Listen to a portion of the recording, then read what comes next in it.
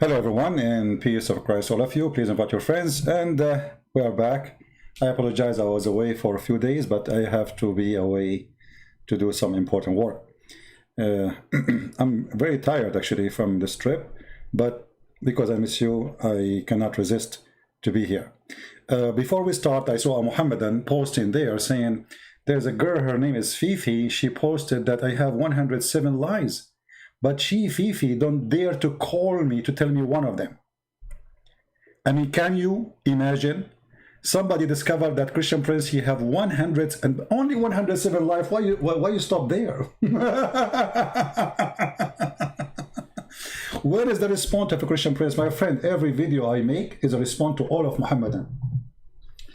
I don't respond to kids. Those are not men enough even to make a call.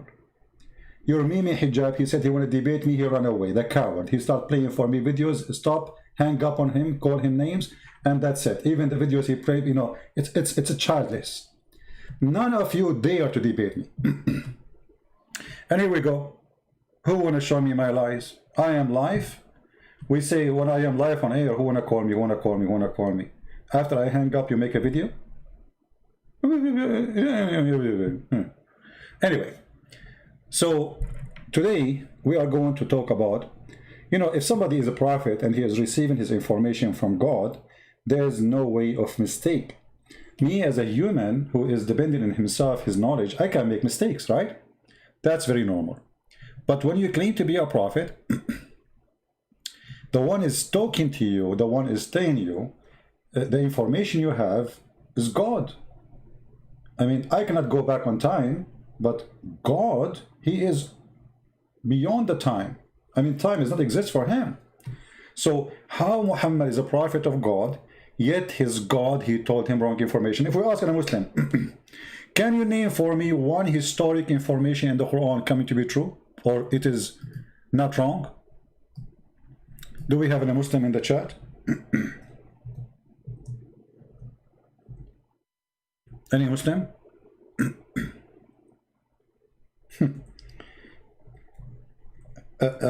Just count how many times I'm going to ask how any Muslim.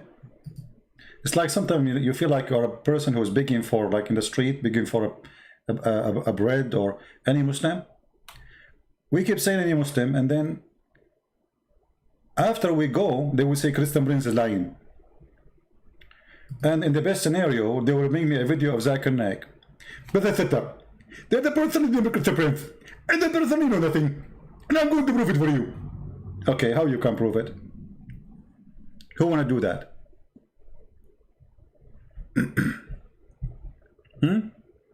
Not a single historic date in the Quran or mention or a story is coming accurately. The names are wrong. Yeshua became Isa. Who is Isa? We do not know. Isa, the one I know, is the son of Maryam, the sister of Aaron. So the foolish Muhammad, he thought that Isa, the son, or Isa, the son of Maryam, which is the nephew of Moses and Aaron, he is the same as Jesus. The father of Mary is who? Is Amran, which is the same name of the father of Moses, but he got it wrong too, because the father of Moses and Aaron is Amram, not Amran. So names are wrong, dates are wrong. As an example, the Quran speak about the Samaritan, but as this person who misled the people of Musa, he was exist in the time of Moses.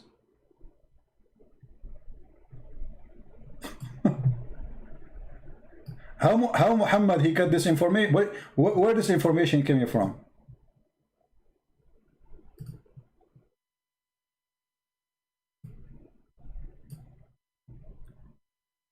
So when we say Muhammad is obviously a fraud, I mean, we have all the reason to believe it's a fraud. And those who we are saying we are lying, okay, how come I'm lying? The Samaritan was in the time of Moses, and Moses spoke to him?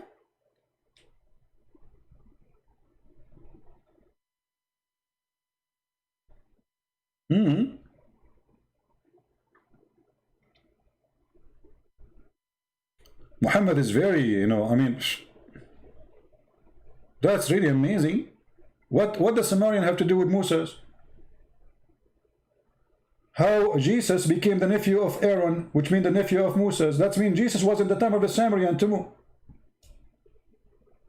I mean, the time they're like in the beginning of their existence. The same time of Moses. And Moses was in the same time of the Samaritan. So this is, I mean, this is messed up. But remember, the one is talking is God. The Muslims, they cannot say, this is, I mean, it's a book written by many people. No, because they claim that every single word in the Quran is coming from the mouth of Allah, which we do not know where it's located. By the way, where is the mouth of Allah is located? I mean, Muslims, they say Allah have a mouth. If you ask them, where is his mouth? They don't know. Is it located in his shin? Is it located in his fingers? Nobody knows. So this is a religion. Everything there is wrong, from the top to the bottom. And then the Muslim, they say we are lying. I mean, I'm showing it to you on the screen.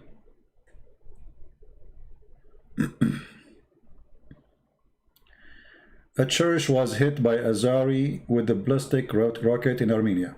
My friend, the Armenian people, they should learn. They should learn. You see, this is what happened when you depend on others people to protect you. They were waiting for Putin to protect them. Putin had business. Obviously, he's doing business. He did not. So don't blame what they do to you. Blame yourself. I mean, what do you expect from the Turkish to do to you? They will give you hugs? I mean, hello? Learn from Israel. The Israeli trust no one. They don't trust their friends. They trust themselves only. Build your own forces, your own army, and get ready. You have many enemies. This is how you can keep peace. Peace only for those who have armies. Armies bring peace, not war. When you have no army, when you don't have enough forces, everybody will eat you. Anyway, we don't want to change our topic for today. Do we have any Muslims? And not only Israel is helping the Turkish Muslims in that war. You believe it? Georgia is helping the Turkish Muslims in that war, and Iran for sure will help, because the Turkish Muslims they are Shia in Azerbaijan. So Iran is fighting. Armenia is fighting everybody along. They thought the Russian would do something anyway. The Russia, they are watching. Anyway, do we have any Muhammadan here who would like to do anything? Who is a Muhammadan? Take it easy, my friend. Take it easy. No, you are not dependent on yourself. No, you are not. You are waiting for the Russian to do something. This is why they take you into surprise. You know, the Azerbaijani, they were practicing game war just 3 weeks ago before the attack, and you know that the Turkish, they sent a lot of weapon to them, and the Israeli, they sold them a lot of weapon. 2 months ago, there was a big article about it, big news, and the Armenian, they were just asleep. The same as the Greek people, you know. The Greek people, just 2 weeks before Erdogan sent his army to attack Greece, they were going to buy from the Turkish airplanes. You believe it? They buy from their enemy. I mean, they say he left as a donkey, never come back as a horse. This is what happened when you have a donkey president or prime minister. Anyway, not our topic. Always depend on yourself. Be strong, nobody will attack you. They attack only the weak. As simple as that. As simple as that. Islam always based in cowardness. When you are strong, everybody give you a hug, like Trump. We love you, Trump. When Trump, he went to Saudi Arabia, they brought him 65 Muslim king and president. And he was lecturing them about life. Why? Because this is America. They don't respect you, they fear you. Did you learn? This religion practice fear game. They live in fear. Even their worship is worship of fear. Why a Muslim he worship Allah? For 2 reasons. fear and reward. The reward is about sex. The fear, Allah will insert in their anus a long chain and He will make them barbecue. Anyone remember where is that can be found in the Quran?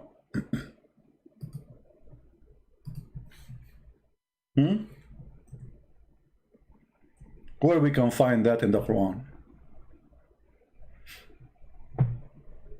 And imagine, it's a miracle, it's a scientific miracle.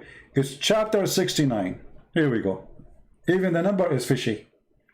Chapter 69, verse number 32. Allah will insert in anyone He don't like, in his anus, a very huge chain. Every ring of it is in the size of all the iron in the universe. I don't know how big the anus of a Muslim to insert all of this iron. You know, you can read Ibn Kathir, you will die laughing. The funny, they say this is a lie.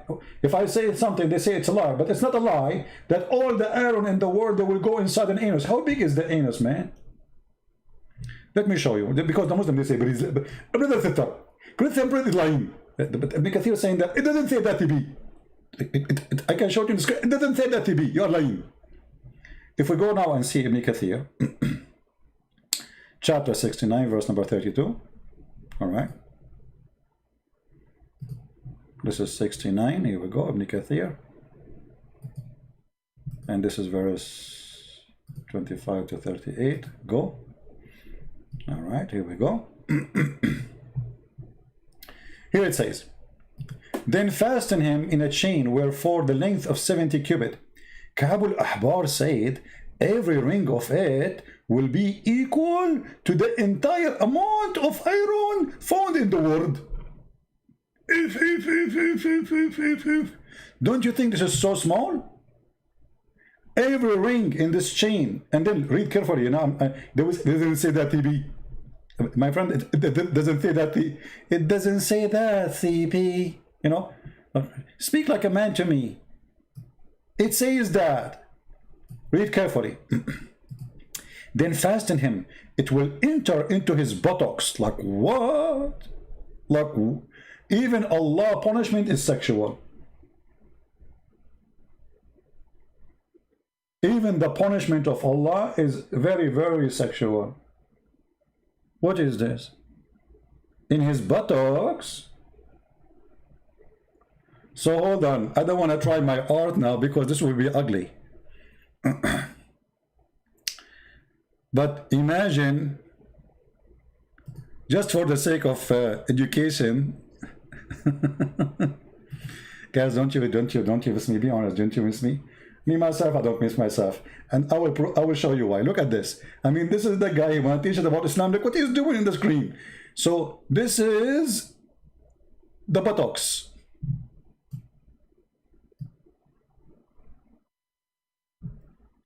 And Allah will insert a big chain, brother. Big chain, big, huge chain, brother.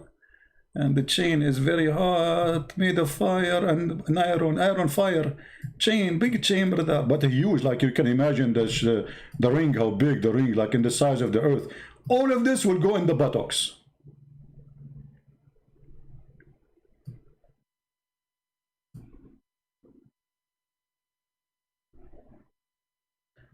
I don't know, maybe the anus at that time will be like flexible. I think this is a miraculous thing.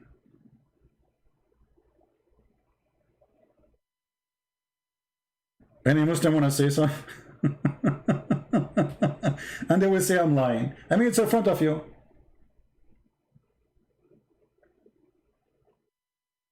And then, brother, look, Islam is come with science and mathematics. Look, brother, at the information there.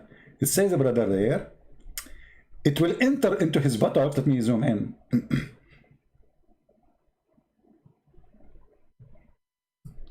I bet you many of you were asleep the second you heard the word buttocks, like, what the heck? What this guy is talking about? Let me hang up this channel before my kids hear it. Well, listen, it will enter into his buttocks. Let me zoom in because people might say this doesn't say that. Where it says that? Where? Like, where? It doesn't say that. Where? It will enter his buttocks and pulled out of his mouth. How Allah knew that there's a connection? You tell me. How Allah He knew that the buttocks is connected to the mouth? I will give you three options. Allah study medicine.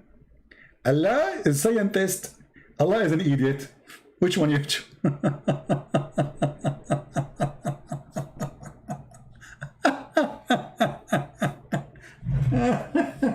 Unbelievable. Allah is the best and forget about the rest. Now, then they will arranged on a chain, just like locust, sorry, are arranged in a stick. It's a barbecue time. Al-Awfi reported from Ibn Abbas, it will be run into his behind until brought out of his, okay, hold on. It will be run into his behind, which means his, anus, until it's brought into his nostrils. Which one? You will make the chain split or what? I'm confused now because there's one chain. You like what? Anyway, things happen. You know, this is Islam.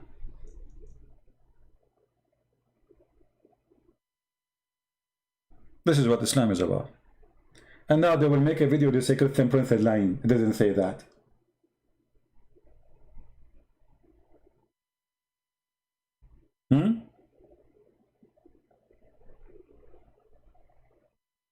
You want to kiss my head in the time of Corona? Thank you very much. Like, thank you very much, Toma. Toma is going to kiss my head in the time of Corona. Well, thank you very much. Hello. I appreciate that. Can you do it next century? Did you see the picture I posted in Patreon for when I was in the airplane? I mean, our science is a science of hypocrisy. They say you have to keep a distance, 6 foot, etc. The airplane, like every 2 seconds, keep the distance, please. Coronavirus 19, and then they put us in an airplane. It's full of people, and there's people like sardines on top of each other. I mean, keep a distance, keep a distance, keep a distance. You go inside the airplane, there's no space, and always, by the way, next seat next to me is empty. I don't know why, because I think because I'm an Arab. I love it, especially in the time of Corona. Anyway, we go back. What was our topic? I forgot. Since this chain, it's story, I forgot everything. What's my name? I mean, this is scary, man. Chain, anus. Why Allah forget the testicles? I mean, why He is focusing in the anus? Sound fishy. We have an Abdul in the chat, so what I will do with him, let him chat. He's an Abdul. Welcome, my friend Abdul. So we go back to our topic. Can we find one reference in the Quran is not false? Anything.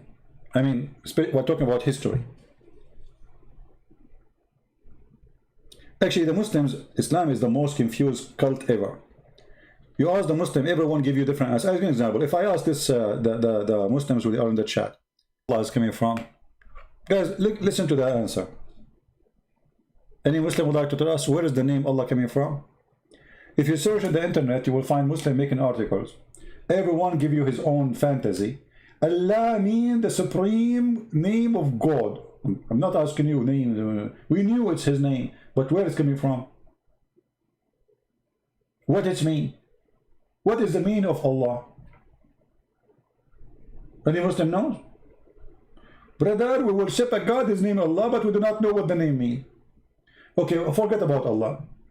You see here it says the word Moses in front of me. Okay, what Moses mean? Brother, we don't know. Okay, Maryam, we don't know. Aaron, we do not know. Abraham, we do not know. Isa, we do not know. Adam, we do not know. So what do you know?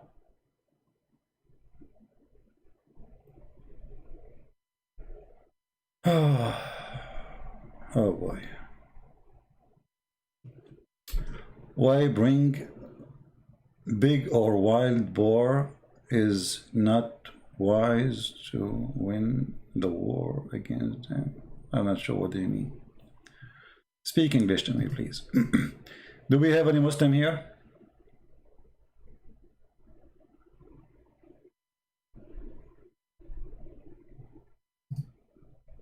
Any Muslim can tell us why Islam know nothing?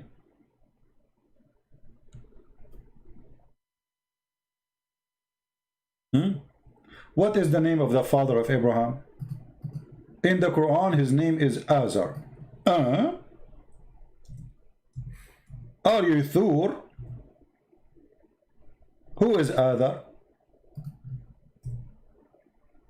Who is this guy Azar? Unbelievable. And look what happened. Azar is coming from the ancient Aramaic, which means foolish. So the stupid Muhammad was copying it from an Aramaic book. If you remember, there's a person, his name is Waraq ibn Nawfal. And even in the hadith, it says that Waraq ibn Nawfal was translating the Quran. You remember the hadith? Sorry, the Injil, the Bible, the Gospel, and the Torah, supposedly. Look like it's a mix, or let us say a summary of both. If you go back to the hadith, and this is authentic, this is Sahih Bukhari, Muslim cannot deny it, you will see here in the hadith that Waraqa, he was translating the Bible. Let us see. Here we go. Waraq bin Nawfal bin Asad ibn Abdul Uzza ibn Qusay is from the same family, supposedly, of Muhammad, according to the hadith. Waraq was the son of paternal uncle of, i.e., her father brother, who during the pre-Islamic period become a Christian. The fact he is not a Christian, he is Nasara, he is a cult. And he used to write Arabic writing, and he used to write of the gospel in Arabic. That is the Quran. Do you see it? This is where Muhammad, he got his starting from. What is the Arabic Quran, Arabic Bible? Where we can find it, which is made by Waraqa. Waraqa, he made it for who? It disappeared? No, Muhammad, he took it. And Muhammad was so attached to Waraqa to the point, I believe, this is my own opinion, Waraqa is the real father of Muhammad. If you remember, if you have my book, The Deception of Allah, you will find that the sister of Waraqa, she offered the father of Muhammad, according to Muslims, not according to me. It doesn't say that, CP. She offered him 100 camel to sleep with her. I mean, don't you think this is, I mean, the Muslims, they exaggerate in their lies to the point you cannot believe it. She may be, she offered him maybe a tail of a camel, maybe 2 kilo meat of camel, but 100 camel to sleep with her. Why?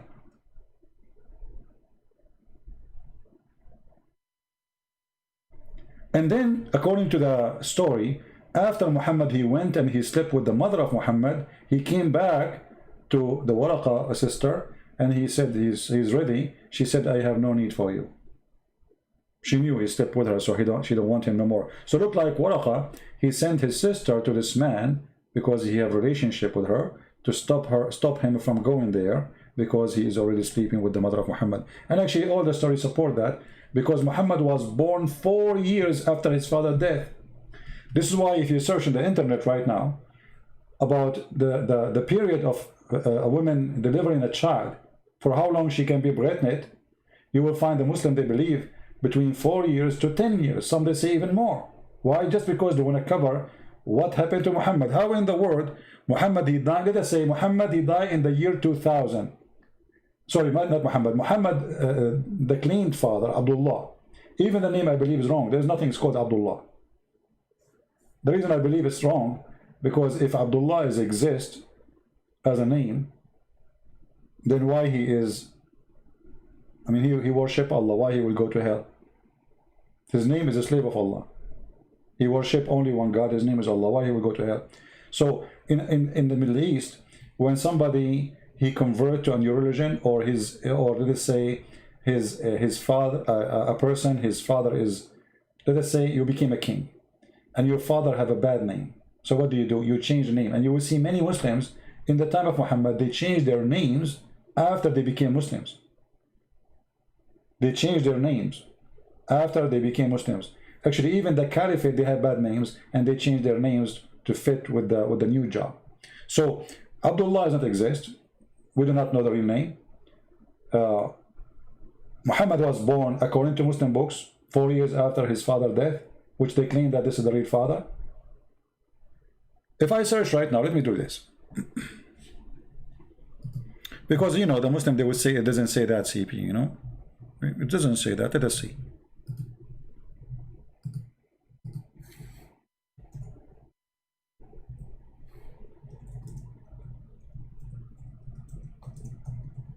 I'll try to find it in English, actually.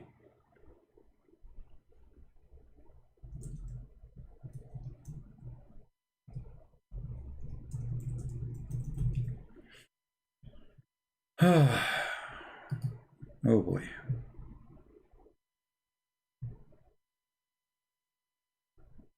I can find it in English, but I want to find it. I mean, I can find it in Arabic, but I want to see if I can find it in English first.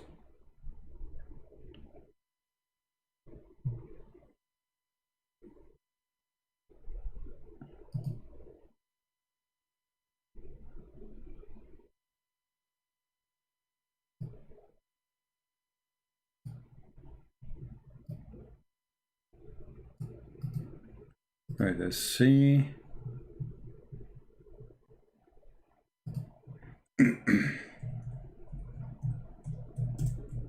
Because we find it in Arabic, I'm going to use Google translation. I prefer to find it in a good.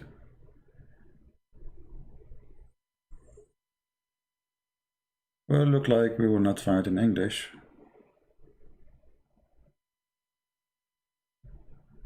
Let us see.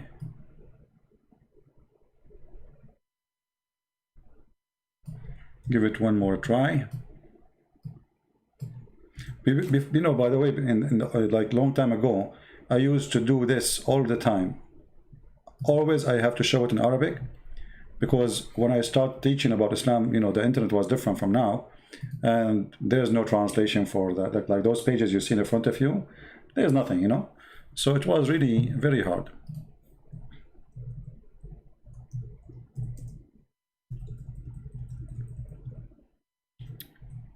I hate it when my keyboard is switched to Arabic and I am typing thinking that I'm searching in English.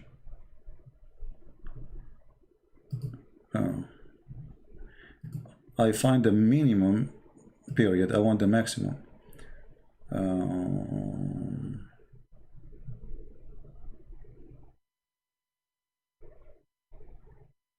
Well, look like we will not find it, so let us find it in Arabic.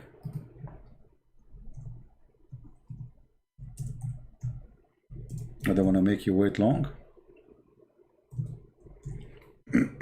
And then we will use Google translation. And here you see that Islam get everything wrong. Not only history is wrong, you know, everything is wrong. All right, here we go. This is a Muslim Islam ka info. I will put the page for you on the screen in a second, and then I will convert the link actually, because the link have Arabic you know, words, so it's not going to be easy to post in Google, in YouTube. Let me shorten it. Link,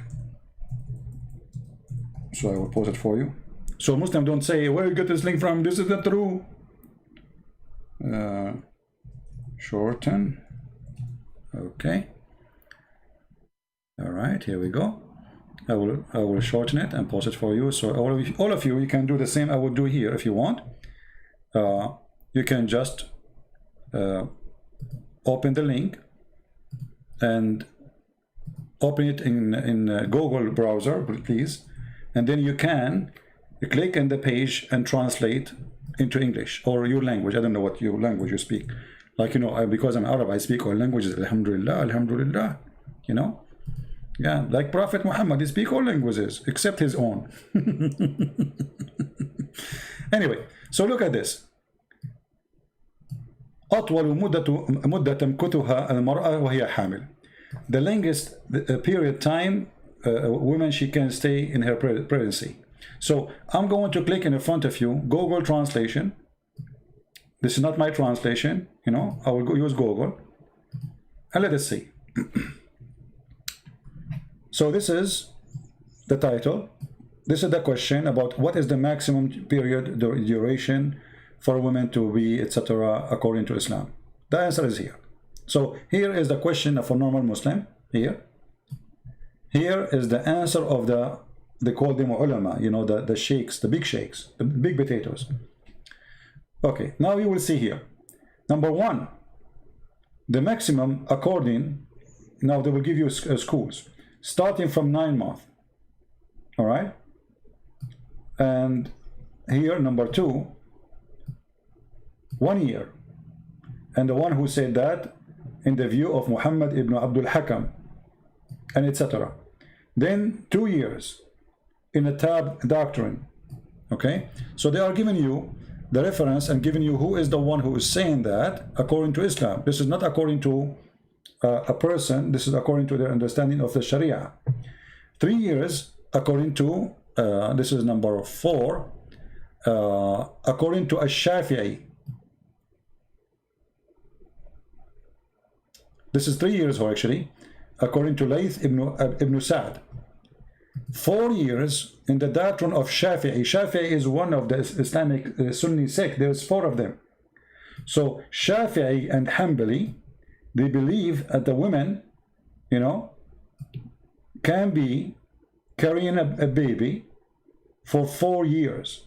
Actually, there's a hadith about it. There is a guy, he complained that his wife, she was, she's not giving delivery for 4 years, and then his son, he gave a son, and his son have long hair, maybe a long beard, I don't know. And then here it says 5 years, which is according to the authority of Imam Malik. Maliki is, the Islamic, those are the highest scholars of Islam. They are the one who establishes schools. Then 6 years according to Az-Zuhri and Malik.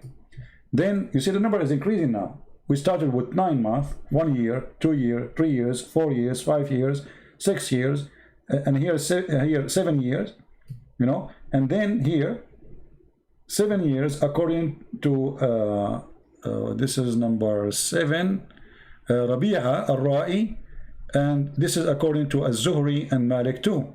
And then he says, and then number 8, there's no limit, brother. No limit.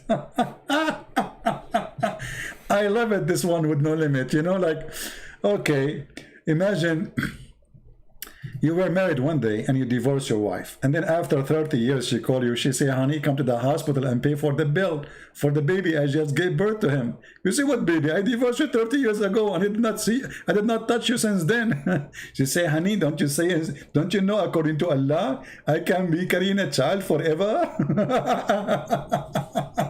And now the Muslim, they will say to me, it doesn't say that, CP.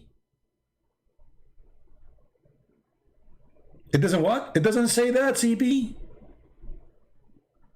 It's a lie. It's a lie. He's lying to you. This is your Islamic official website. This is your scholars. Islamic questions and answers. Those are the scholars. What we will do now? This is not a guy in YouTube. Those are your best. Forget about the rest. Huh? Do we have any Muslim want to say anything? And like, imagine, that's a good thing, by the way. I mean, your mother, she did not deliver you until you are 30 and you go out and you are ready to join the army. Unbelievable. Free accommodation for 30 years, eating, drinking, sleeping, doing nothing. You know, just watching TV because, you know, he can see through your mother, you know, from the belly button.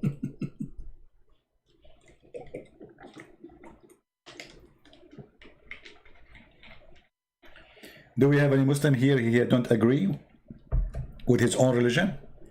Don't say I don't agree with you, because this is not me saying that. You see, now they will say, Christian Prince, this is not true. I am not the one is saying that. As you see, this is the question number, you know, here in the top you see the question number, the fatwa number. Fatwa in Islam mean holy answer according to the teaching of the Prophet, the false prophet. All right, so what we will do now?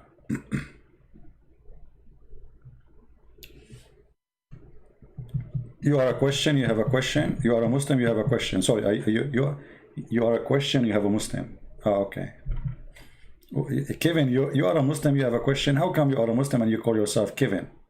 How come your name is not Abdullah, Fatima, you know, something what? Exotic?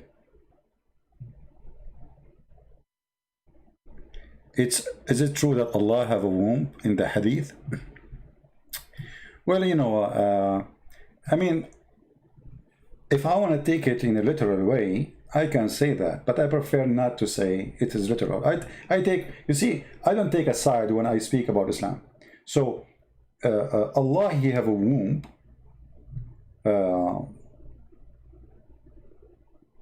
It's possible, but what we know for sure, confirmed, that Allah is empty from inside, so he cannot have a womb. Because if you ask a Muslim, who is Allah? All what he knew that Allah have a hand, Allah have a leg, Allah have a face, but Allah have no spirit. And when you say you have no spirit, it means you are empty. You are just what? I mean, maybe not totally empty, maybe concrete inside. We don't know what is inside supposedly, but there's no life in that. Womb is something living. You know, when you say womb, it's not only something living, it's something host life. So Allah cannot host life. Allah don't have a son. You know, if you go in the Quran right now and you see the answer which Allah supposedly give why he don't have a son, you will find that those answers are the most silly answers. Even a human being who work, I mean, in the lowest job with no education, he never go to school, he will not give those answers.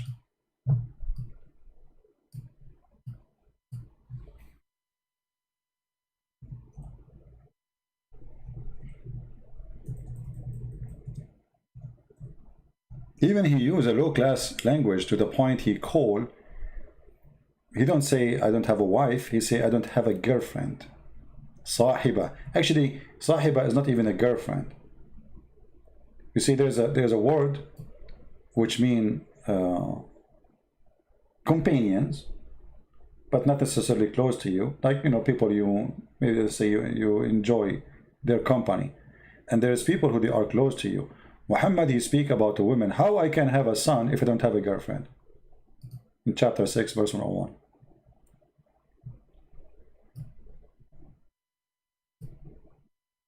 And here you notice that the answer is just so stupid, because how can I? Actually, he did not say how can I. He said how can he? And this is another stupid thing in the Quran. If the one is talking is Allah, how Allah he says how can he? Who is talking? You know what I mean? How Allah he say to Allah, how can he, if Allah is talking? Secondly, when he say how Allah can have a son if he never have a consort or companion, they hear the word companion. But look at this stupid answer. So how you convince your followers that Mary, she have a son, yet she never have a companion? Yet you cannot have a son unless you have a companion. Do you see how broken the logic is? This is a broken logic. You know, when we say God, right away, there's words will be attached to that word, like Almighty, correct? When we say God, right away we know that we are talking about the Almighty. What Almighty means? Somebody tell me. what the word Almighty mean?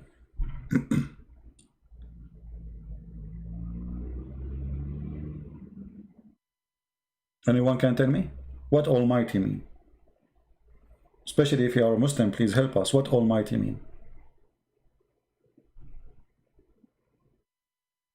Because if you are a person who believes in God and you do not know the definition of Almighty, that's mean you're a fool. So here the Quran saying to us, Allah cannot be the Almighty. You know what I mean? I know the hadith, true, I know the hadith. But you see, I don't want to give it my own interpretation. This is what the hadith says. And you can take it in a metaphorical way, you can take it in literally. But for me, I don't focus on things will not help me too much. Allah have a womb, Allah don't have a womb. Allah doesn't exist anyway. Because a Muslim can say to you this metaphorical. Right? And there is no other reference to prove to us that Allah have a womb. You know? So it can be metaphorical. But focus with me here. How Allah is the same God who made Mary have a child without a companion, yet he himself cannot have a son without companion. You know what I mean? Because here it says Allah questioning his ability. How can he? That is stupid.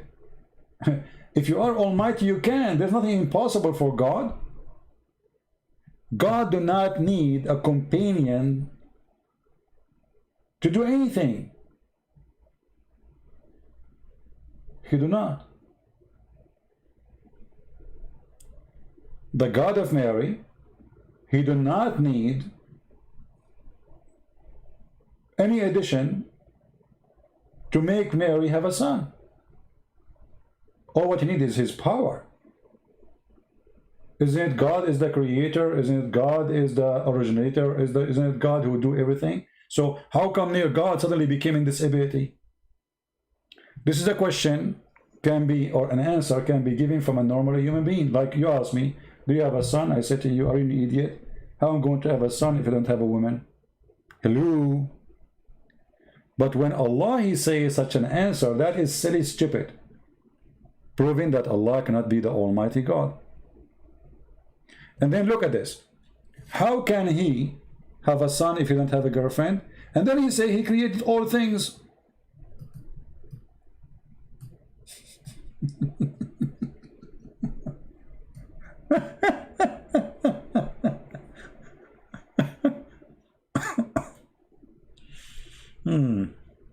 I mean, how, you just said you create everything. So why you cannot create a son? Say this is my son. You do not need a woman.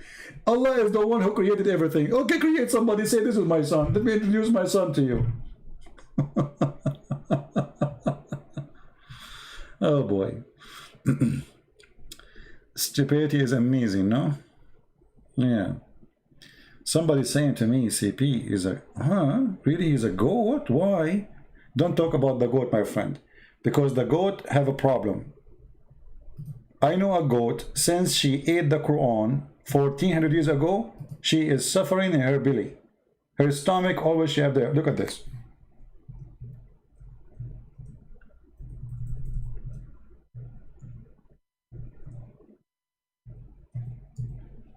There's a video made by a girl, her name is Fifi, answering David Wood. And David Wood, he says the goat ate the Quran. Fifi answered, he said, no, we know the verses. Okay, I said to Fifi, can you recite for me the verses of 10 times breastfeeding for adult? No, we know the verses. Where are they? I want you to make a video reciting for me the 10 time the verse of stoning and breastfeeding. An adult 10 time was revealed. An adult 10 time breastfeeding revealed. Playboy magazine, 10-time breastfeeding subscription was revealed. And now what happened? The goat ate it. So, I mean, the goat ate the paper. Where is the Quran? The Muslims, they say, we memorize the Quran. Brother Fitter, Abu Tam can recite the Quran for you. You can't find the Christian, he recite the Bible. You idiot. All your Quran is not even in the size of the index of our first book in the Bible. Your Quran is so tiny. Do you know how big the Bible is? In order to put the Bible, which is the book of books, together, we have to make the pages so thin. Still, it is huge. So Muslims compare reciting their funny book to our book. Anyway, breast telling for adult. This is true. Allah, he went to his office. He said, today I'm going to send something very, very fun, and the men, they will love it. Oh, men, my servant, from now on, you can do breastfeeding 10 times for a woman. She is not your wife. And you have to suck them 10 times until you are satisfied. Satisfied? Like what? Until I cannot take it no more.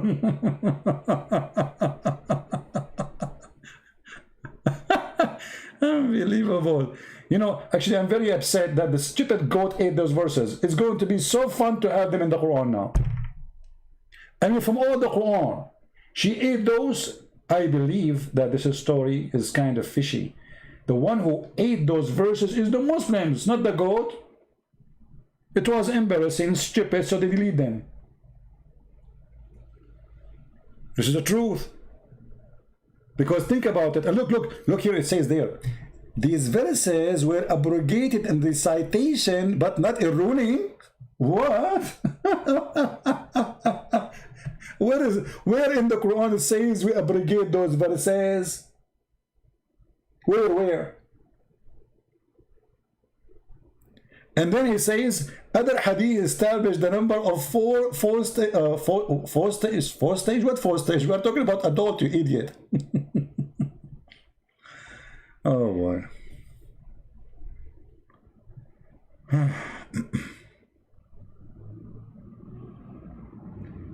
The goat ate your homework? Well, why you put your homework in the front of the goat? What's wrong with you? Don't you know goat, they eat anything? I mean, a really goat, they can eat anything. They eat plastic, they eat anything. This is why, you know, if a goat, she live in a city, never drink milk of a goat, I'm telling you. Because they can feed them anything. A goat live in the mountains, etc. Yeah, but if they live close from the city, they feed them anything. Don't take their milk. And one of the funny thing about Islam, they say to you, it's abrogated in recitation. And what is the logic of this?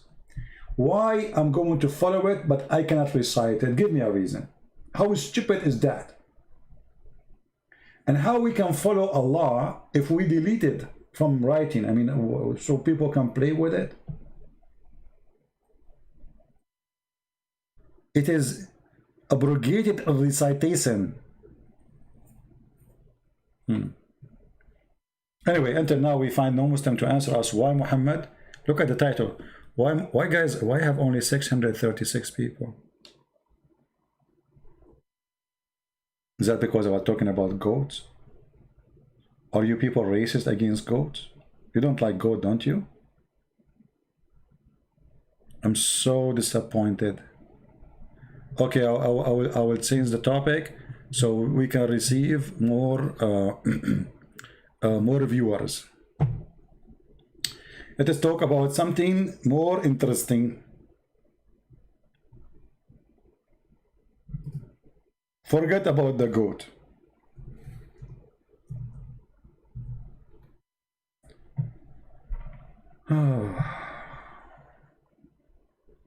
What I would do.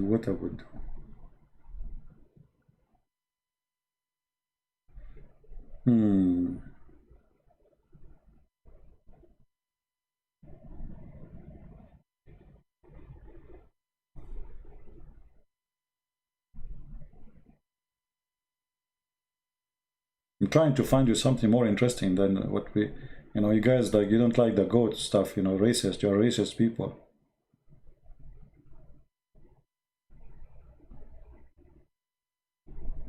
Oh, I found a story about Ya'fur, the donkey of the prophet. I mean, the donkey is of the prophet, he was a story by himself. You know, you hear about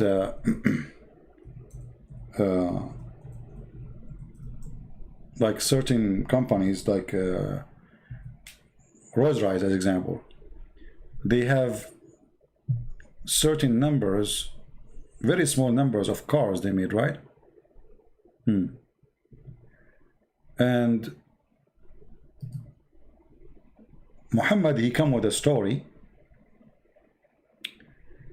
which is very, I find it very, very interesting. And this is story, by the way, telling us a lot about the prophet. MashaAllah, the prophet is amazing. You see, one of the things about the prophet, brother, he cared for animals.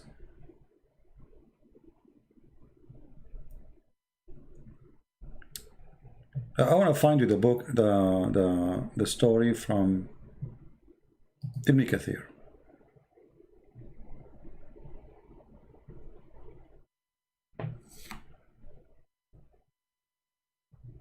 Where is the story?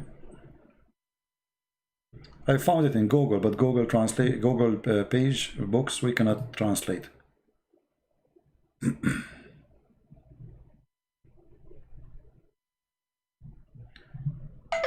Let us see.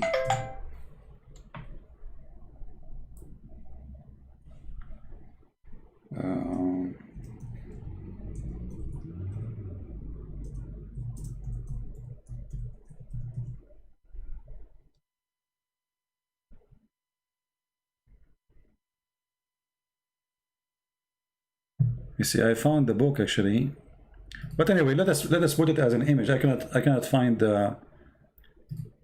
Let us do this.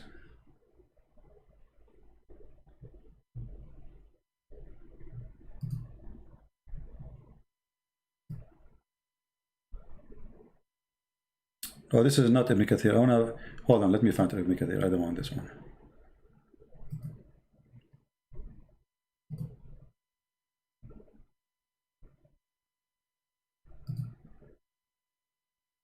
Okay, this is the book of Al-Bidayah and Al-Nihaya.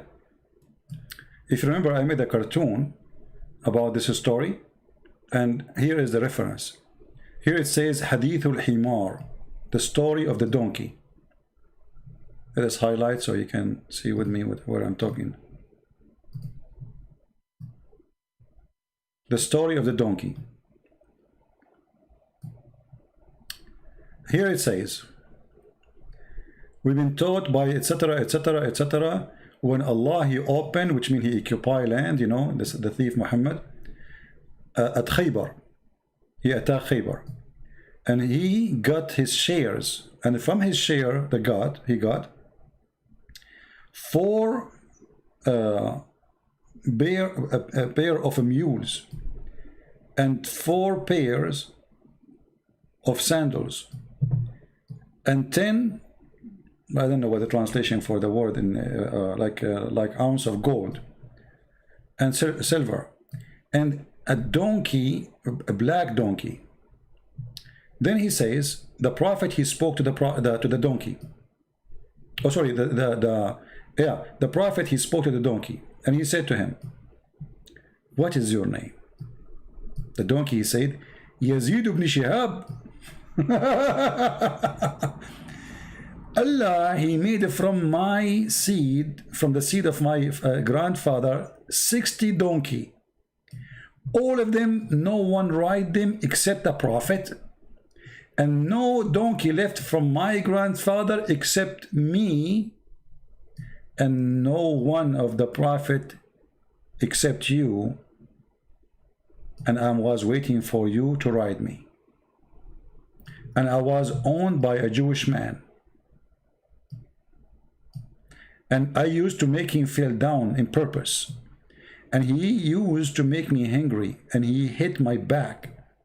And the Prophet said, I call you Yafur. Oh Yafur. The donkey said, I'm here, Prophet, for you. The Prophet said, Atashtahi al-inath? Do you like females? He said, no. The donkey said no. And then at the end of the story, it says when the Prophet, he passed away, the donkey, he committed suicide. And that will make him the first suicide. Oh, you know what? You guys, you don't have a screen. It's my fault. Man, I can't see. Sorry, guys. I was highlighting all this time and the screen is off. It's my fault. Okay, we have to do it again from the beginning.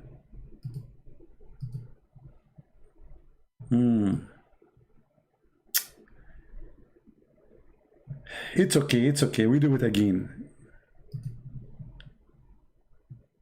Always, all TV stations, they have a technical difficulty. All right. Now you see it. Now you have no excuse. No screen, no screen. I get it. No screen, no screen. Okay, I wasn't looking. All right. So anyway, the story is here. The reference is here. This is Ibn Kathir. And the Muslim, they will say, you know, it says it's denied by many of the scholars, but, you know, it's in your books, you know.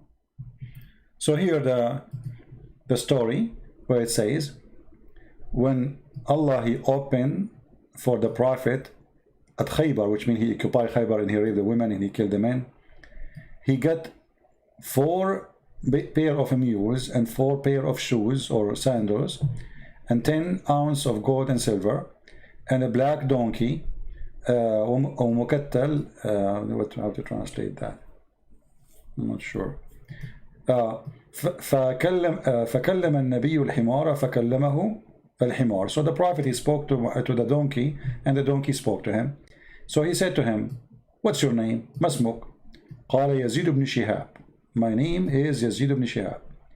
And Allah, he made it from the seed of my grandfather 60 donkeys.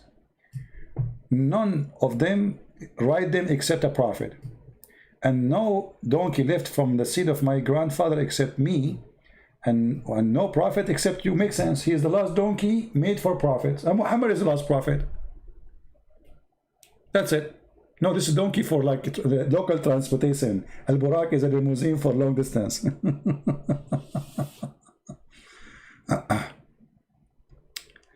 Slowly speak. I am from Pakistan. Okay, Paul. Sorry, my friend. I will try my best to speak slowly. Any Muslim have any comment? We go back to that title. Why Muhammad know nothing about Abraham? Okay, let us ask here a simple question. Any Muslim here can tell us something Muhammad, he said, it come to be right? Names are right? Do you remember the guy, his name is Adnan, what's his name? Adnan, the speaker corner, the potato? He made a video, which is very laughable. And I saw a video of Sam Shamoun and David Wood trying to refute him. But you see, most of the Christians, when they refute, they don't know really, I mean, they go around the issue because when you do not know Arabic, that will make it so difficult for you. If you go in the Quran, you will find he was speaking about how the Prophet, he discovered that in one time in the Quran, Allah, he says a king, and one time he said Pharaoh. Huh? How you knew that? History proving that at that time there was no Pharaoh. But the Quran says clearly and proving to us that Muhammad is a stupid person. According to Muhammad, Pharaoh is a name. How we prove it?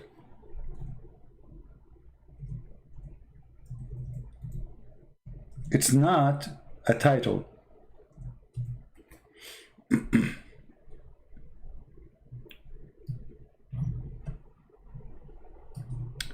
وإذ أنجيناكم من آل فرعون.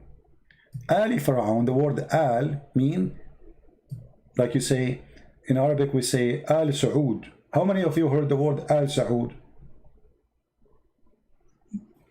All Arab, they knew it, right? Al Saud. Al Saud is a supposedly royal family now in Saudi Arabia. So Al mean what? Mean family. So that name is Pharaoh. So the stupid Muhammad, he thought this is his name. And then you will see that this is to continue. Here he called Ali Pharaoh. Let us go to this verse first, chapter number 2, verse number 49.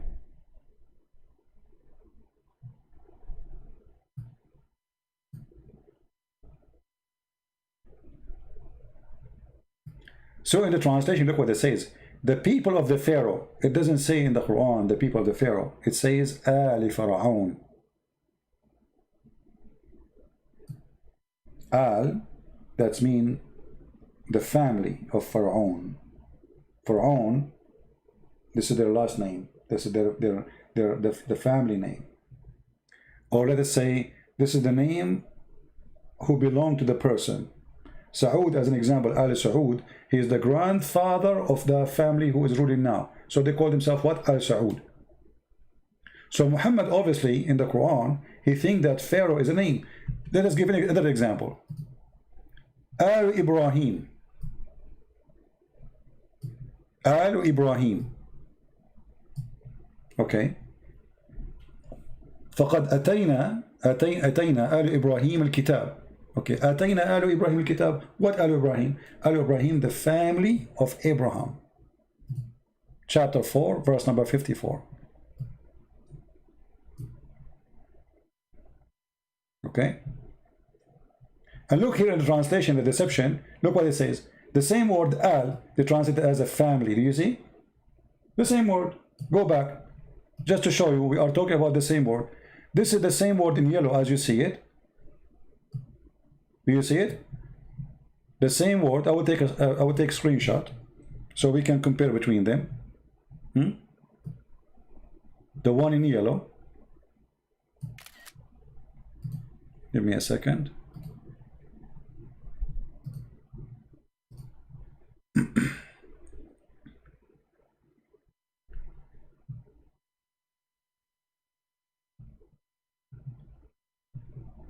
This is why always you cannot trust Islamic translation.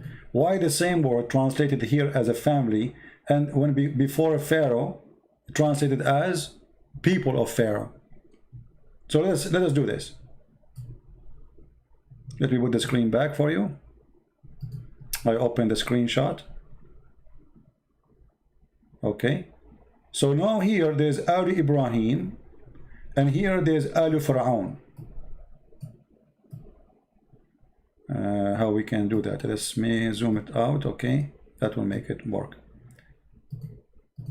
So look with me. Isn't it the same exact word?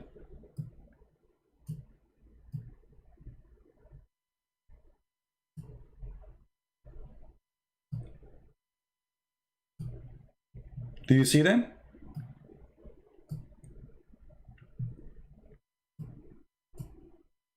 I'm trying just to make it. All right. Two verses, and we can show you the rest of the verses, not only here, because the Quran is full of the word Al. Al Pharaoh, the Muslim translated the people of Pharaoh, but before Ibrahim, it says Al Ibrahim. Translation, the family of Ibrahim. The same exact word. So the stupid Muhammad, he thought that the word Al, sorry, the word Pharaoh is a name. So when a Muslim, he make a video, how prophet, he knew that his prophet is a stupid. He thinks Pharaoh is a name. The same as Abraham. You see, he put it before Pharaoh, the same as the word appeared before Ibrahim. Do you see it? Let us highlight. This is the word Al, which means family. And this is the word Al, which means family. Here, this is the word Pharaoh. And here there's the word Ibrahim. Here they translated about Ibrahim, family of Ibrahim. Here they translate the word Al as people of Pharaoh. And not only that, we can go to other examples, you know, as an example here. Uh, what about Musa as an example? Hold on. Look at this. Here, chapter 2, verse number 248. Look how many times the word appear and translated as family. You see the word family? The family of Moses and the family of Aaron. But what is the word used? Al. You see it? Look. Al. Alu Musa. Alu for Alu Harun. Let's go back to the Arabic page so we can see it in yellow. You see? Alu Musa wa Alu Harun. The same exact word. Translation is the family of Aaron and the family of Moses. So this stupid Muhammad, he thought Pharaoh is a last name or a name of a person, and he is calling them the same as the rest. I will give you another example, more clear. There is a famous chapter which is speaking about Jesus and Mary, etc. It's called what? Al Imran. Do you remember it? Chapter number 3. What the translation for it? Look, it says here Al. Look. Do you see it? Stupidity is amazing. Al Imran. Family of Imran. So when you put the word Al before Pharaoh, you idiot, you are making Pharaoh a name. So this donkey, he made a video speaking about it, and David Wood and Sam Shamoun do not know how to answer him, supposedly. The answer is here, my friend. Come to Christian Prince. I will give you what you deserve. Why I cannot speak Arabic? Who said I cannot speak Arabic? Who told you that? I mean, all this time we are reading Arabic and you are saying why you cannot speak Arabic? So how we are teaching you that Al, if I don't speak Arabic, why I am showing you Al, how I'm reading Al for you? I want to see your intelligence.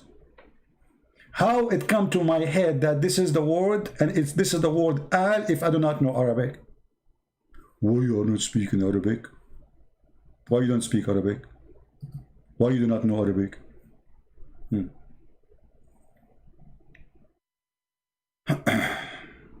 Any Muhammadan, you want to say anything? So Muhammad, he have Pharaoh wrong. He think he's the name. He do not know who is Isaac. Okay, if we ask the Muslim now, you cannot even count properly in English. No, I cannot. Do your prophet know? I mean, just to show you how Muslims, they say statement which is embarrassing for their prophet. Your prophet, my friend, do not know even how to write his name according to you Muslims. So you are saying to the people here, if somebody do not speak good English, you should not listen to him. That's mean you are a donkey because you are listening to me. Number 2, you are stupid. If I am not worth of listening and you can understand what I'm saying, so how you are having a conversation with me? Number 3, you are a hypocrite. You follow a prophet who do not know how to write his name or to read his name. And yet you follow him and you believe whatever he's saying. As we say, he left as a donkey, never came back as a horse. And for sure the Chinese was not talking about you, was talking about your prophet. Now, say something smart, otherwise people will laugh at you. So, from everything I showed you, this is the answer. I do not know how to speak Arabic. I don't know how to speak English. Refute me. Get me busted. Do you want me to open Skype for you so you can call me? Abdul. What was his name? Huh? Do you like me to open Skype just for you? Limited edition, Mahmoud Bass. Limited edition, Skype for you, just for you, brother. Do you dare to call me?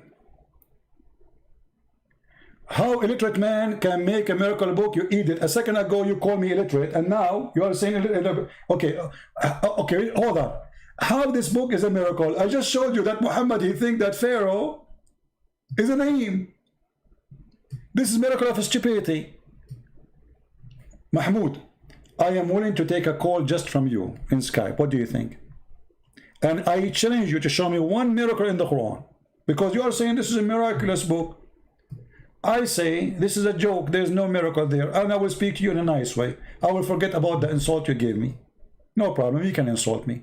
What do you think, guys? Do you think Mahmoud is willing to call me?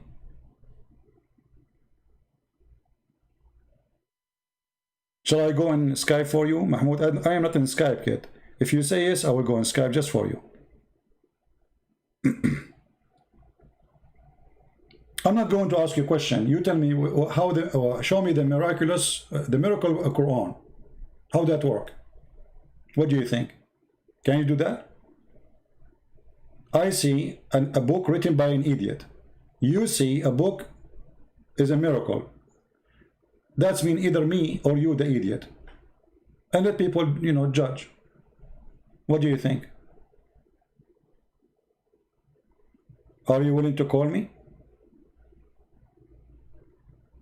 If you just say yes, I will log right now to my Skype, just for you, my friend. Just for you. I will not accept any call from anyone except you. What happened to you? Did you take a nap?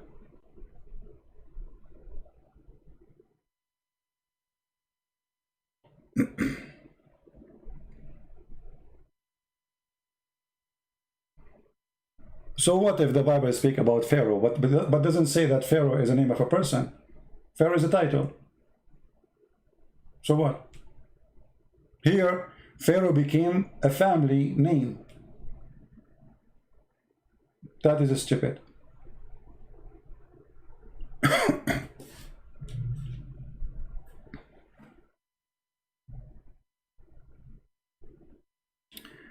The shortest surah has hundreds of documented linguistic miracles. Which one is the shortest surah? This is one? Actually, just to show you how stupid the Quran. How this can be from God. The shortest surah, right? Which one? I mean, this is a surah. This is a surah. This is stupid. A God who believes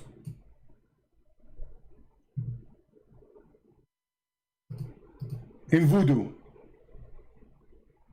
Voodoo, voodoo, voodoo, do, do, da, da, do, da, do. Va, da, do, da, da, da, do, da, da, da, da, da, do. Da, da, do, da. And look at the translation. Look at the funny translation. Where is the not? What happened? Look, and from the evil of those who practice sorcery. It doesn't say that. It says from وَمِن شَرِّ النَّفَّاثَاتِ فِي الْعُقَدِ. Change the translation. Just to show you how they lie in their translation. I mean, you cannot find a decent person, you know, to translate the Quran. Look, we just change the translation to Muhammad Hilal Khan. And from the evil of the witchcraft when they blow in the knot. Blow in the knot?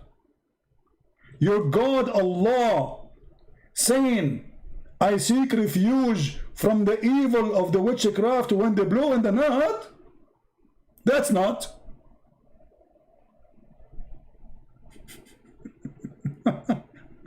This is a miracle, brother. It's a miracle. And by the way, this verse here says, and look at the translation, and from the evil of the darkened night as it's come, its darkness, between two brackets, or the moon as set or goes away. What a stupid translation. وَمِن شَرِّ غَاسِقٍ إِذَا وَقَبْ. This is about the penis. Excuse my language. From the evil of the penis when it stand up. Do you want me to show you that this is the truth? Hold on. Give me a second. Give me a second. Search in Google. Search in Google. Tangambara. Rura rura. Let me add in the search 2 words. Hold on. Give me a second.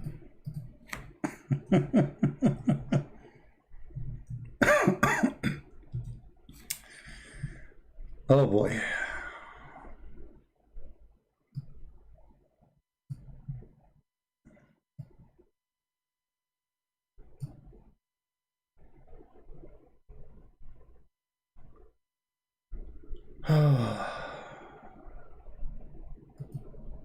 What we will do now, what we will do. Amazing miracle in the Quran.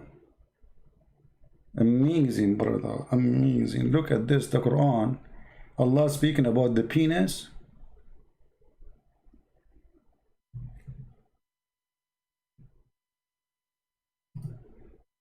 Hold on, give me a second. Let me find the reference.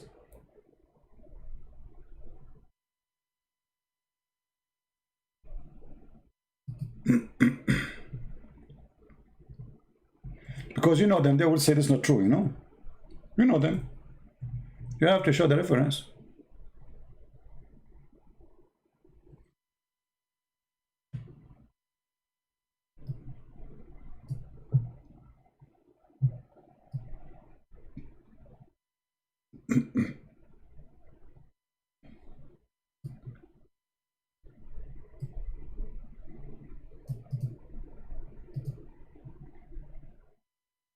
All right.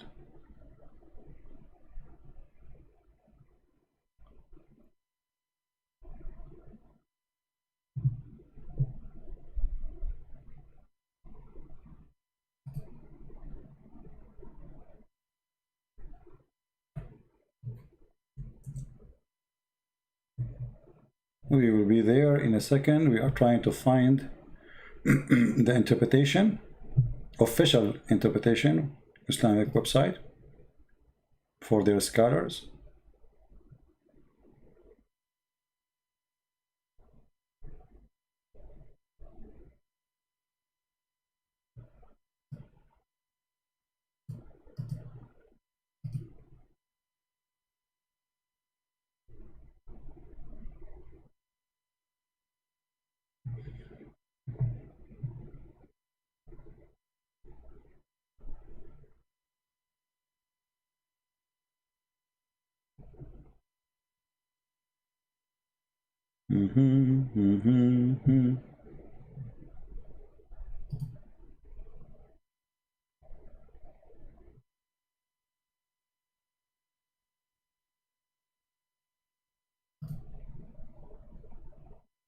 All right, let's see here.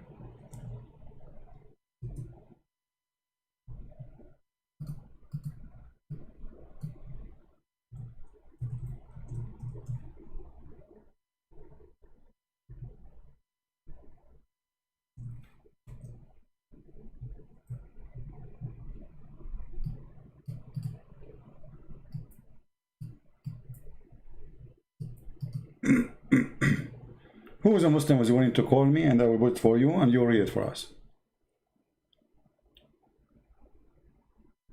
Anyone?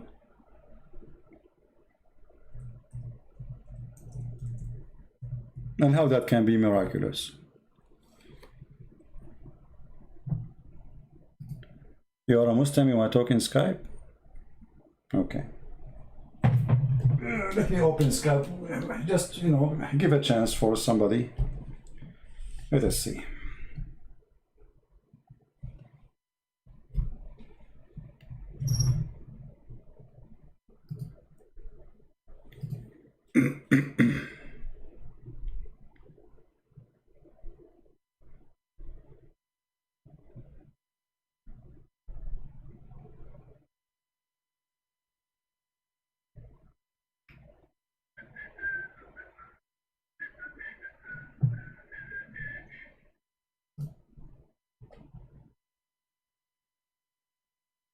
Open challenge to a Christian from the Message Foundation.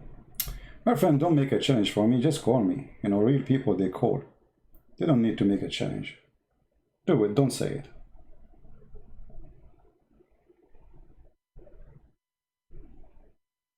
This is potato talk. You know potato talk? If somebody want to debate somebody, he call. Hey, challenge, challenge. Here we go. Here we go. We'll open Skype.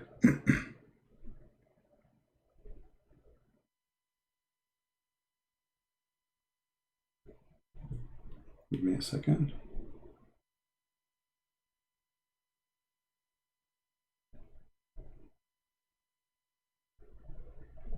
And what is that Mrs. Fandosin? That's not a person? Foundation?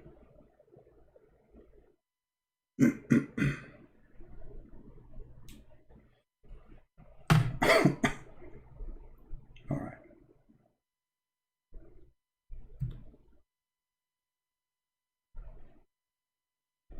Okay, we are logging in Skype right now. Give me a second.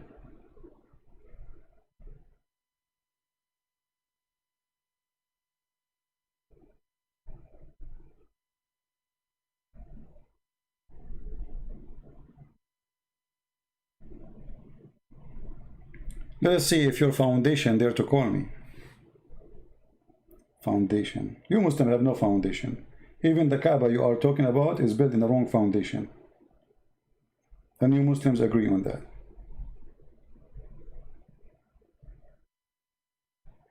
All right, we are in Skype.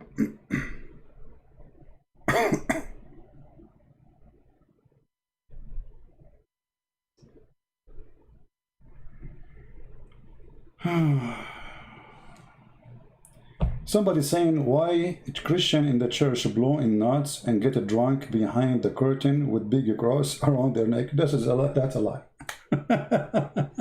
If somebody do such a thing, he's like your prophet. I can show you from the Quran that the Quran is saying the Muslims, they drink and they pray. It's in your Quran. Here we go. For the one who said that. A Muslim sending me a message in Skype saying, where is the Muslim want to call me? Call me.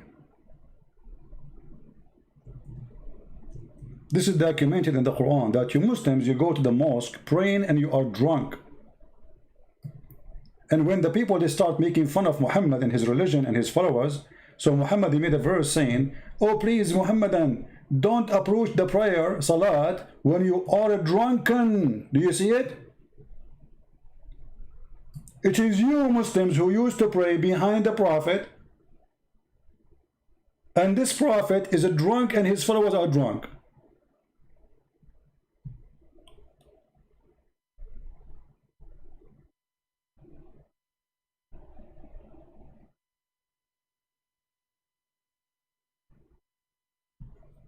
The Skype is open. Where is the one want to call me?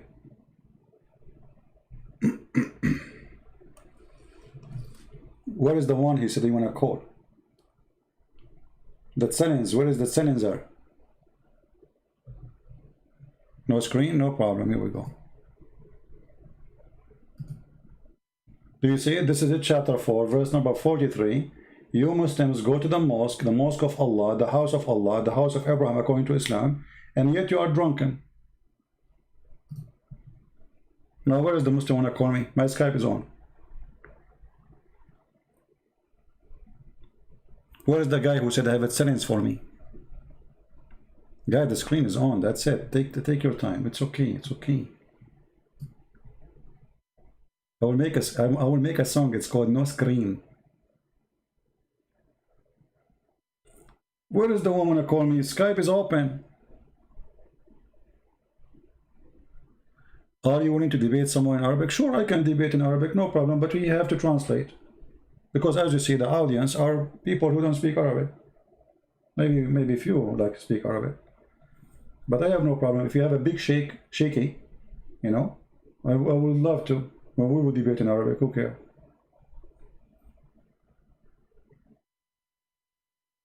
What is the guy who said he want to debate me? What? So you made me go on Skype, spending gas, you know, like an energy. And now you don't want to call me?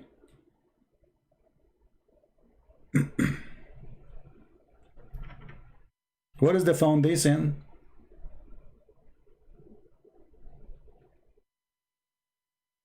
Ah, okay. Don't, my friend, don't post names in the chat. All of them, they are potatoes. If they want to debate me, how come you know how to find me? They don't know how to find me. There's a guy, he said, somebody sent me a video. A guy, he said, this guy, somebody told me I want to debate Christian princes. First of all, I don't know who's this guy. And secondly, I'm willing to debate him, but face to face. Hello? Hello, CP. Hello, my friend. Are you a Muslim? Yes. All right. What do you like to say to us? You know the topic we are talking about, or you want to speak about something different? Okay, I'm not the one who said I'll call you, but I have some questions. Oh, okay. You have questions. You don't have answers. Yes, yes, yeah, I have no answers. Okay, do you allow me to use your question? I've joined like 30 minutes ago, and I heard you talk about. Can you speak louder? Why you are whispering, my friend? Hardly we can hear you. Sorry, it's too late here. I don't want to. Okay. Yeah, there's neighbors, so I don't want to speak loud. No problem. Go ahead. Okay.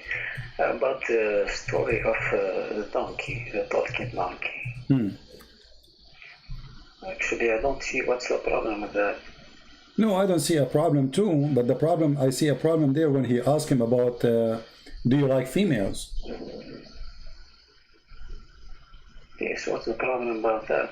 I mean, why Muhammad is asking such a question? Like usually donkeys, they like male, they don't like females. I mean, is it the natural of a donkey, the natural thing, even for a human to like females? So why is asking a donkey? I mean, this is the first time you speak to a donkey.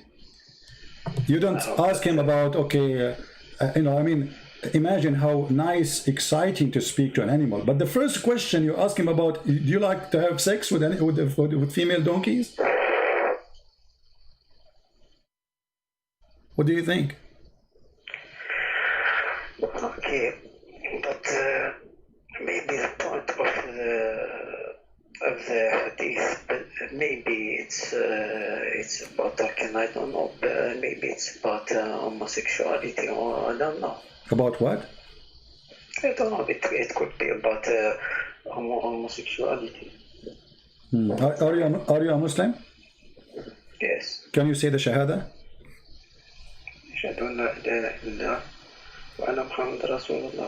Okay, so you speak Arabic, right? I speak Arabic and I understand. That's wonderful. Okay, so Muhammad is trying to find out if the donkey which is created by Allah for a prophet, what he like, and now we discover that he is a gay, correct? No.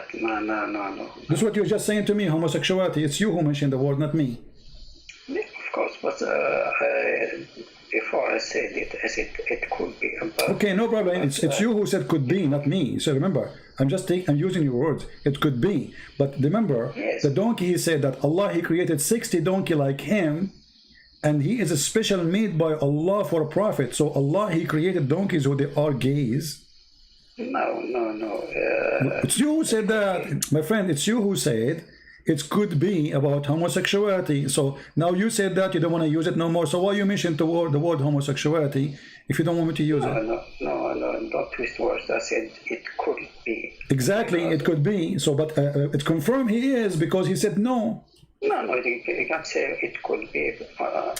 And after that... My friend, the donkey, he said, when your prophet, he asked him, do you like females? The donkey, he said what? He said no. Correct?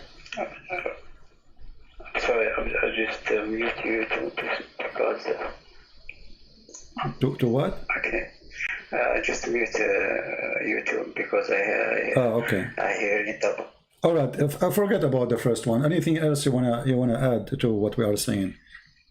To what you heard? About the Pharaoh thing. Yeah. Okay. The Pharaoh thing. Okay. What about it? Yes. You said that Muhammad believes that there is only one Pharaoh. Yeah. No, not only. I didn't say he believed there's only one Pharaoh. I said he believed it's a name. Yes. As long you speak Arabic, what the word al mean? Al. When I say Alu Saud, what does that mean? It could be. It depends on the context. Okay. If we add the word al before a name, what that will make it? Contact. Give me an example where the al appear before anything except a name. Can you give me an example? No, you cannot. So al always appear before a name, singular name of a person. Alu Ibrahim, Alu Musa, Alu Harun. Read for me chapter 2, verse number 248. As long as you speak Arabic, I want to take advantage of your Arabic reading. Here we go. وَقَالَ لَهُمْ نَبِيُّهُمْ, etc. And here it says, آل موسى وآل هارون right? I don't see it. I don't Okay, see you it. can open your Quran in your hand, you know, I mean, chapter 2, verse number 248. You can open it your phone, I don't know what you're using. So, Alu Musa's wa Alu Harun. Okay. Okay, so what Alu Musa's mean? Family of Musa's, correct? Musa's is a name. The word Al, so we use the word Al before a singular name. Musa's is a person, his name is Moshe. Aaron is his brother. Alu Musa's wa Alu Harun. Same for Ibrahim. Wa Alu Ibrahim. So you will find all the Quran saying the same. Alu Ibrahim, Alu Musa, Alu etc. Alu Yaqub. Here we go. Ali Yaqub. Do you see Ali Yaqub in chapter 12, verse number 6? The family of Jacob. So Jacob is, so what we learn that the word Al is mentioned before a singular name. Jacob is a person, the word Al before it, speaking about the family of Jacob. So when you see, here we go on the same page, we have Al Yaqub, Al Fir'aun. What about Al Lut? Al Lut. Lut is a person, right? This is his name. Chapter 15, verse number 59. Okay, I'll ask you a question. You ask me a question. Okay, when it talks about the Pharaoh, about which Pharaoh it talks? Well, obviously, Muhammad, he knew only one Pharaoh in the time of Moses. Okay, I'll ask you the same question for the Bible. In the Bible, when it talks about the Pharaoh, Speak to, you know, the Pharaoh is a person who lives in a house. This house belongs to the king. Let us say it's a title, it's like a job, it's not a person. Yes. Whoever lived there, whoever lived. Okay, so the Bible never said that this is the family of etc. This is the name of a person. Pharaoh is a name used, or let us say a title, like let's say president. So what your prophet he did, let us say President Trump. So what your prophet he thought the word president is the name. No, but when you talk about a certain period. Exactly. So here you see, my friend. Okay, hold on. Hold on. As long as you are talking about period, all right. Yes. Let me ask you. In the Quran, it says that the Samiri, he was exist in the time of Moses, and Moses exist in the time of Pharaoh. But what year was the Pharaoh, and what year was the Samiri? Listen, my friend. When even if No, don't change topic. Listen, we're going to focus on this. I don't want to change Okay. topic. I don't Okay. change. No, I'm not. Here we go. In chapter 20, verse number 85, chapter 20, verse number 87, chapter 20, verse number 95. All of them, they speak about the Samaritan. Okay. The Samaritan, he was exist in the time of who? In the time of Moses, according to the Quran. Is that accurate? And that make him exist in the time of the Pharaoh.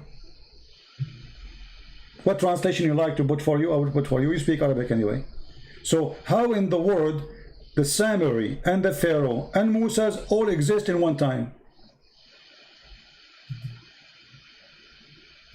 Do you know?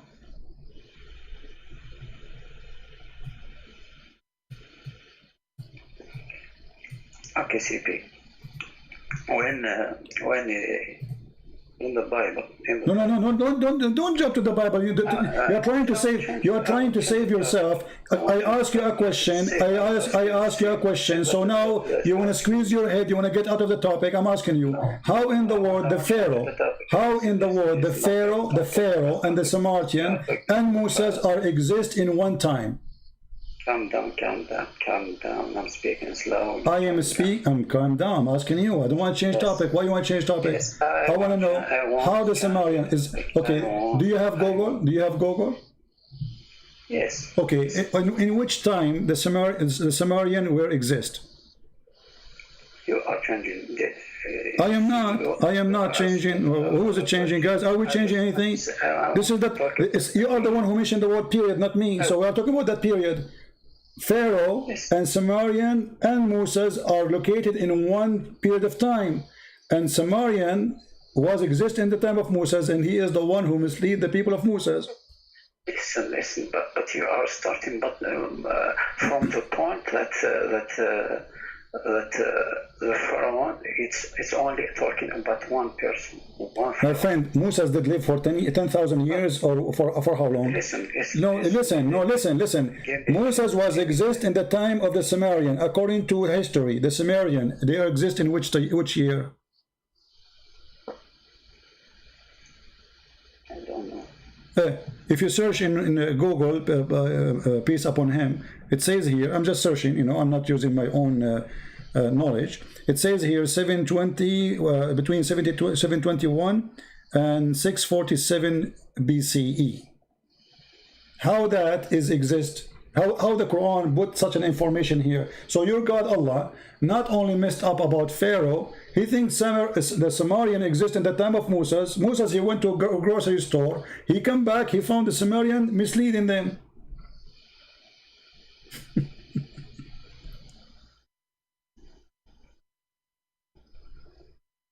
How Allah is God, but he do not know history? I mean, if the one who knew history, the one who is ignorant about history is God, that means Google is better than Allah, because Google is giving you correct answer. Here we go, little search, it shows you numbers, exact numbers.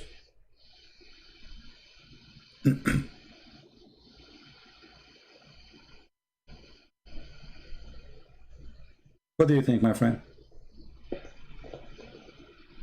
Actually, I'm looking on Google. Okay. Sure. All right.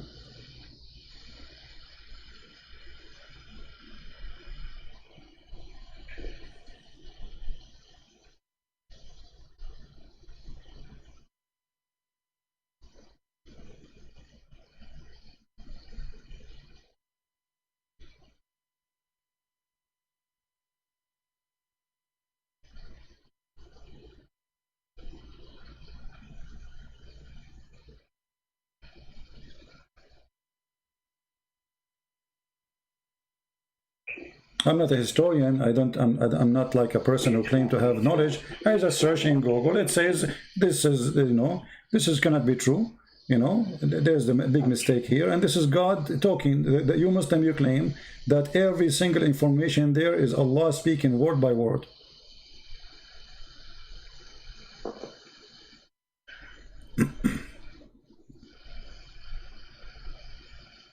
Actually, me too. I don't have a lot of knowledge in history, so I'm looking at the same time. I'm not hearing you clear. You are like, if you speak a little bit more clear. Don't make it louder. We hear you, but it's not like, make the word clear, please. So what you are saying? Okay. I just say that me too. I don't have a lot of knowledge in history. So okay, forget about history. Okay, forget about history. There is a person in the chat. He said Quran, not a prophet. Yet he is illiterate. He brought a miraculous book full of miracles. Is that true that the Quran is full of miracles? Miracles? You are talking about scientific miracles? I don't know anything. I don't know. Is it true that Muslims, they claim Quran is full of miracles, or it's a lie? Actually, I don't believe that about scientific miracles that a lot of Muslims. So you believe they are lying when they fabricate those things? Okay, let me ask you. Of course. Okay, do Allah knew how the baby is made? Of course, he made it. Okay, so how you explain to me the Quran saying that the baby is coming from the backbone of the man, the sperm is coming from the backbone of the man? Is that true? How it is said in Arabic? Huh? How's what? How it is said in Arabic? In Arabic, as an example, chapter 4, verse 23, it says, أبناءكم الذين من أصلابكم. أصلابكم is the backbone. Chapter 86, verse number 7, it says, يخرج من بين الصلب والترائب. الترائب is the bones, the chest bones of the women. The sulb is the backbone of the man. So how does God, he think, that there's a sperm coming from the man, coming from the backbone, and the woman, she have a sperm coming from the breastbones?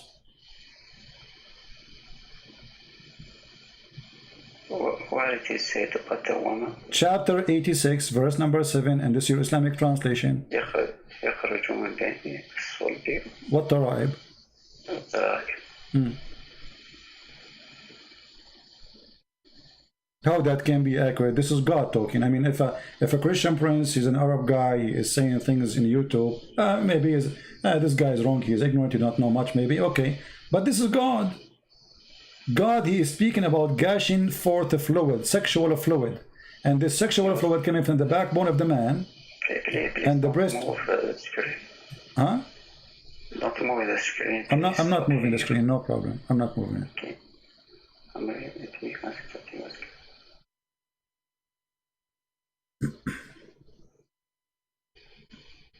It was created above from gushing liquid.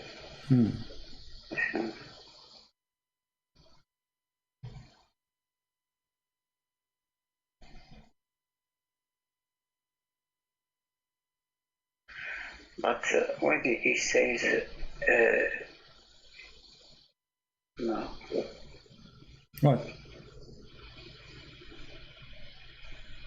Actually, for a moment I thought that it was talking about Adam and Eve. My friend, you speak Arabic. At-tara'ib, you can go to the dictionary. At-tara'ib is the bones, the upper side of the bones, the location of the necklace of the chest of the women. So, يخرج من بين الصلب والترائب. الصلب is the backbone of the man. At-tara'ib is a bones which is located in the upper side of the chest, specifically in the location where the neck meet with the bones of the chest. So according to your God, there's a gushing forth fluid, which is sexual fluid, and that what make the baby. فَلْيَنْظُرُ الْإِنسَانَ مِمَّا خُلِقَ مِنْ مَاءٍ دَافِقٍ. It's a gushing forth. It's like this is the orgasm. So your God, he think that the orgasm is coming forth from the man backbone and from the woman upper side of her chest. How this can be from God? And I can open for you now the interpretation. What interpretation you like? Do you like Ibn Kathir? What do you think about Ibn Kathir? Actually, I don't care about which interpretation. Oh, you don't like interpretation? Actually, I like to think about myself. Ah, you like your own interpretation. Okay, give me your interpretation. Here we go. Okay, actually, I'm looking. I'm thinking. It's good to think. Why not? I mean, thinking is a good thing.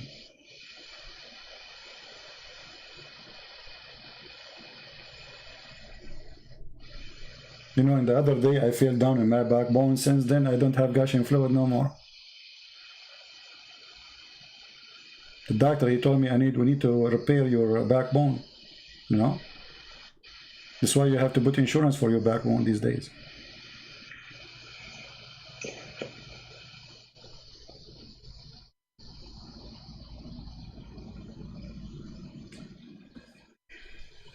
My grandfather, he hurt his backbone. You know, that's why he could not have kids. Only 96. But I mean, backbone is very important. This is where babies are made. You know, it's science. No, of course not. What is it not? This is Quran. We have to show respect, my friend. This is true. We cannot deny this. Okay. Allah is talking, my friend. This is, you know, you cannot say that. That's not true. This is science. That's amazing. The doctors didn't agree, absolutely, but because they're stupid. This is the truth here. Yes, but it has to accord with the reality. What do you think about the women? She have a sperm coming from her chest, man. Women are scary, aren't they? I mean, I never thought women, they have testicles in their chest. Thank God I'm not married, man. I'm scared. You marry a woman, you go to the bedroom, she take off her, you know, like, oops, like what? Oh boy.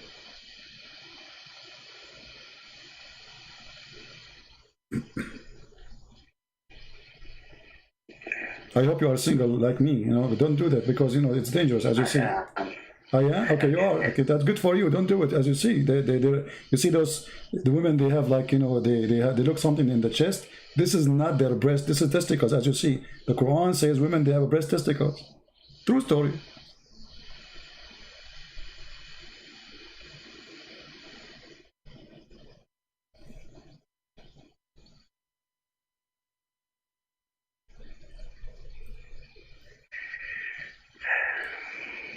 And you know what, just to help you, here we go. I will open Ibn Kathir.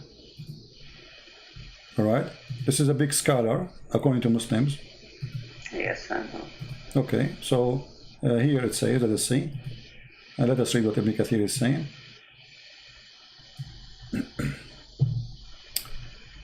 All right, here it says, he created them from water gushing forth, meaning a sexual fluid that comes bursting forth from the man and the women. The baby is coming from water bursting forth from the man and the woman. This is what the Quran is saying. Thus the child produced from both of them by the permission of Allah. And then he says, proceeding from between the backbone and the ribs, meaning the backbone of the man and the ribs of the woman, which is referring to her chest. That is science. That's too good to be true. That comes from the man. Yeah, and then he says here, proceeding from between the backbone and the ribs, the backbone of the man and the ribs of the woman, it is the fluid, yellow and fine in texture, is about the woman, and the child will not born except from both of them, i.e. the sexual fluid. That is science. If both of them, I did not hear it. Yeah. And by the way, here this is a statement. Ibn Kathir is copying your prophet. It's your prophet, he says about this, that the fluid of the women is yellow and thin in texture, and the baby will not be born without it, and without the sperm of the man, or the gushing forth sexual fluid of the man. So what do you think, my friend? If this is God, I mean, what kind of God do you say such a thing?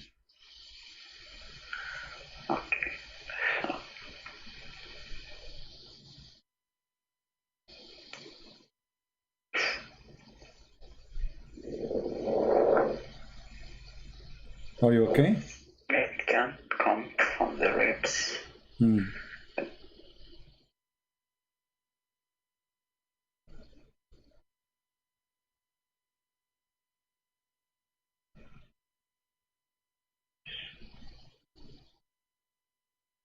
Look, before just to tell you, because we showed this information in the screen, a lot of people converted to Islam right now as we speak. I mean, by hundreds. Unbelievable. This is amazing. We just discovered that women have a sperm coming from their ribs and men have a sperm coming from the backbone. And the baby will not be made unless we have both sexual fluid. That must be God.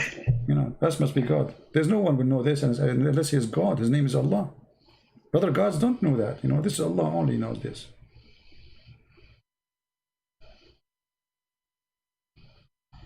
Yeah. So what we will do now? Be honest with me. Don't you think this is not right? Actually, I don't. If I found that in a hadith, or I don't know, I could have easily rejected it. Yeah, but this is Quran. That's the issue. That's the issue, exactly. So what we will do, you know, be honest with yourself. If it's in the hadith you rejected, so why don't reject the Quran too?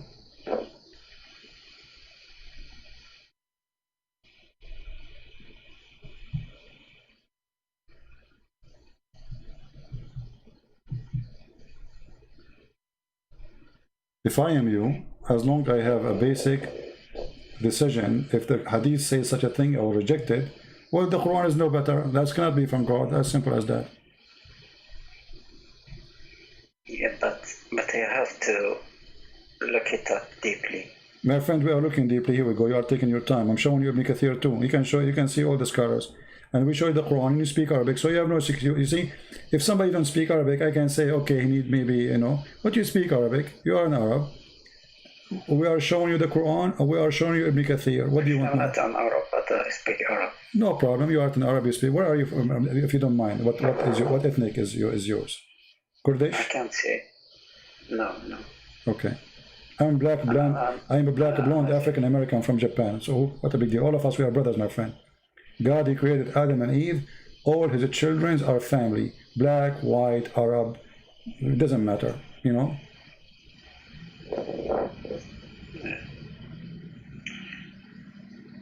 I have to look it up what the scholars say. Well, I'm showing you the scholars, my friend. I mean, come on. You have to look up what the scholars. This is a make a theory. But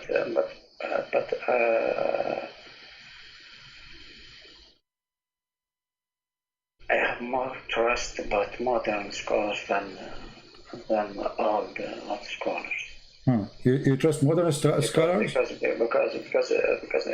modern scholars, they have no excuse. No, modern scholars, they fabricate. No. Modern scholars, no, my friend. There's nothing that's called modern scholars first. Let me tell you why. Because in order to be a scholar, you have to learn from those scholars. When you go to school, I have a degree in Islamic law. So what they teach us when we study Sharia? They teach us this. They teach us this guy said. Why? Because those are the one we can learn from them. We don't learn from the teacher. The teacher who have a PhD, who is my teacher, he is not used as a reference because he's no one, even though he have a PhD. We have to use trustworthy scholars in the history of Islam. And by the way, Ibn Kathir is no one compared to the rest. There is way higher. So Ibn Abbas, etc. Yeah. Okay. We can go to At-Tabari. Okay. You wanted to go to At-Tabari? Yes, I just want to see what he says about that. At-Tabari is even, I mean, the Tabari always like, I advise you not to go to At-Tabari. in At-Tabari, you see all the, I mean, you see, the Muslims, they try to avoid always At-Tabari because At-Tabari, supposedly he filter a lot of the garbage exists in Islamic books, but he have still a lot exposing Islam there. That's why you see the Muslims, they try to say At-Tabari was a historian. He is not a scholar. But the fact he is the scholar of the scholars. So you mean that he is more logic? No, he's not. Tabari is just he's putting things most of the time as he heard, as he learned. As they are. Yeah. He's just reporting what they say, you know. So. Okay, so he is more trustworthy than the others. No problem. Okay, but you see, the problem is. You Muslims, you choose who is trustworthy, depending what he's saying. If I go right now to At-Tabari, do you accept? Do you accept At-Tabari? I accept it if my mind accepts it. See, here we go. So you Muslims, you pick up your cherries. You like, well, you choose what you like. You refuse what you like. No. You just said, okay. This is At-Tabari, my friend. You speak Arabic, right? If he has, my friend, what I should call you? What I shall call you? Give me a name. What I shall call you? You don't need to give your name. I don't care. Call you what? Don't call me Ahmad? Lou. Huh? Call me Lou. Joe? Lou. Oh, Lou. Yes. Oh, la. Okay. Look at this. This is At-Tabari. This is your request. Remember, that's not my request. Can you read with me and translate?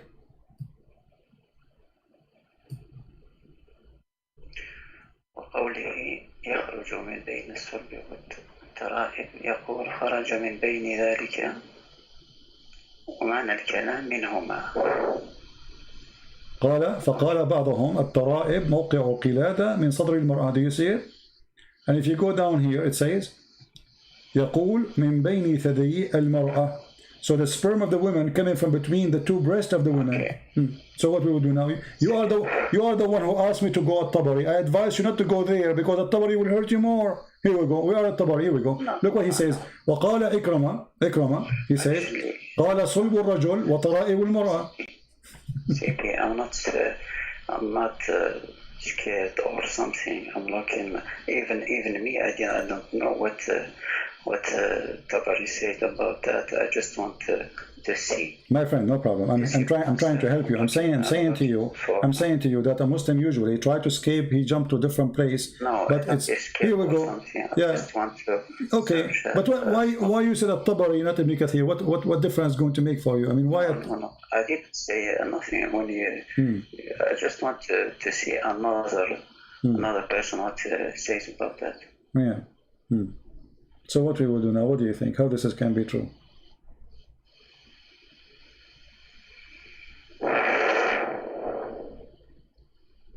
If I am you, I will leave Islam, and this is can't be from God. You know, I don't wanna offend you. I don't wanna insult your God.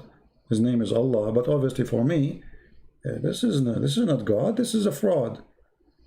And Muhammad is making things up, claiming that God told him this. He's trying to make up like a sajja, you know the sajja, right? Which is a stupid way of talking.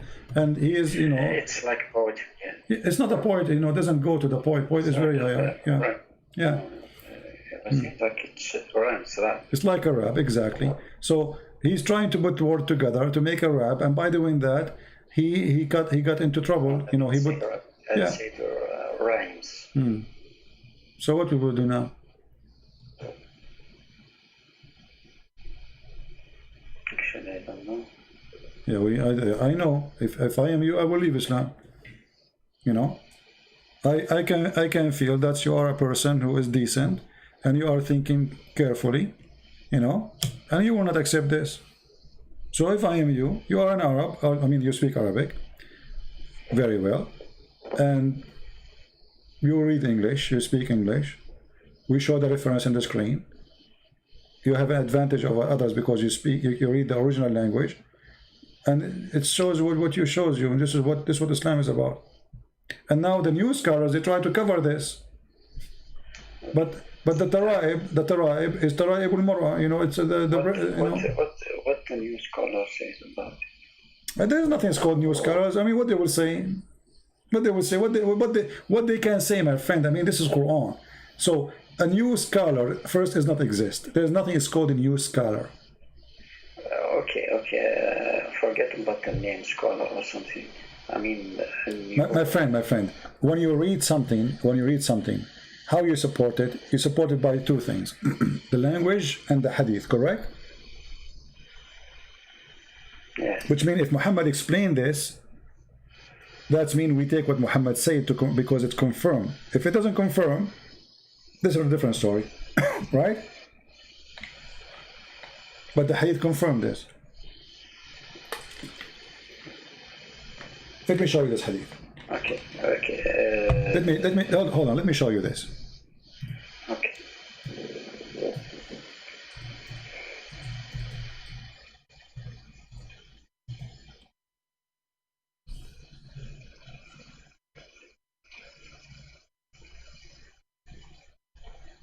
Let's see.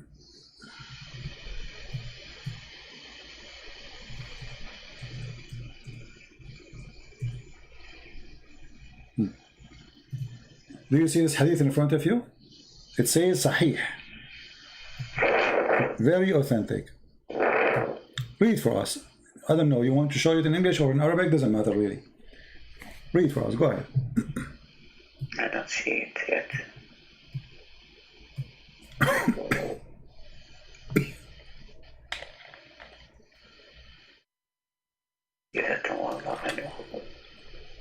Where is it?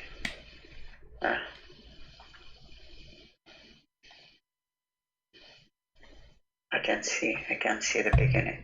Okay, in English.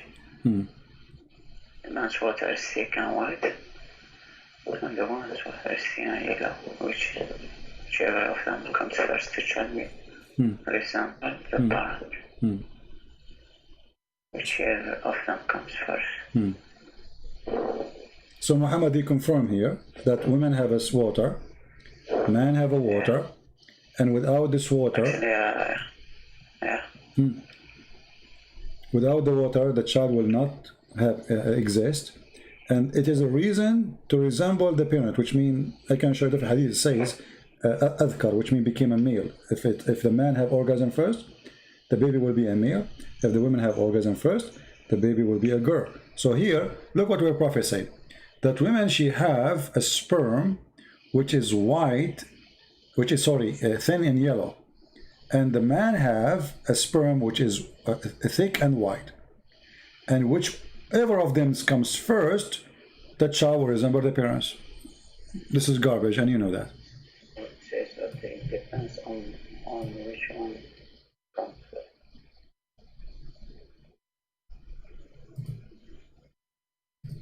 So it depends on the organ.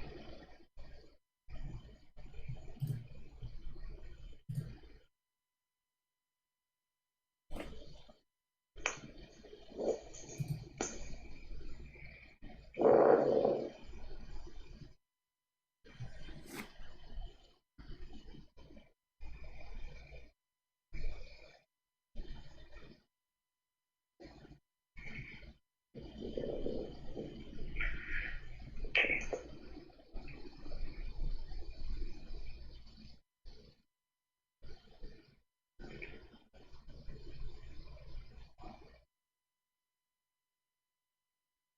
What do you think? Okay, I'm looking right now if the orgasm can, or if there is studies that says that. Oh, you are searching Google now to find if this is. Of course, of course. My friend, hold on. My friend. Women. She can. My friend. Listen. Don't speed up. No one has all the knowledge. I'm not saying that, but this is silly, my friend. You can search Google. You see, I will give you 1 year from now. Okay. The first result that I get here. Baby's gender determined by woman's organ, says expert. By what? I'm looking at the first link here. Yeah. Read for us. Go ahead. If there is studies that.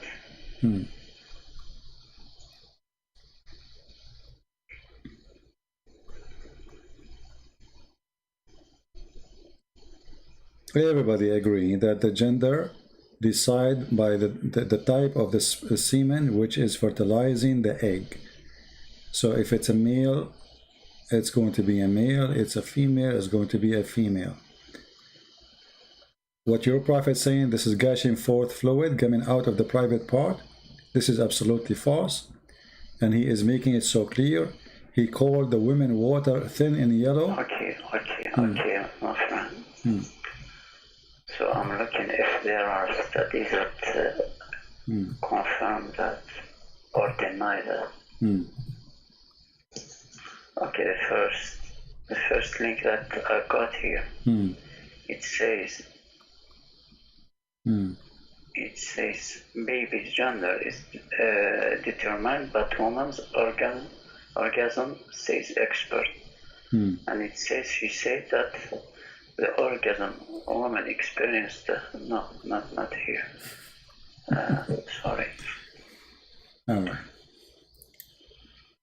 Okay, it says other than that, orgasm experienced but by woman during an intercourse with their partner can determine the gender of the baby. Okay, so is it the science saying that the one who comes first will determine the gender? So your prophet, my friend, my prophet, listen. Your prophet made it clear. Listen. You know, science, there's tons of pages, there's doctors, they are listening, people will laugh at us if we say something stupid. This have nothing to do with the gender who comes first. This is number one. That is the most silly argument ever.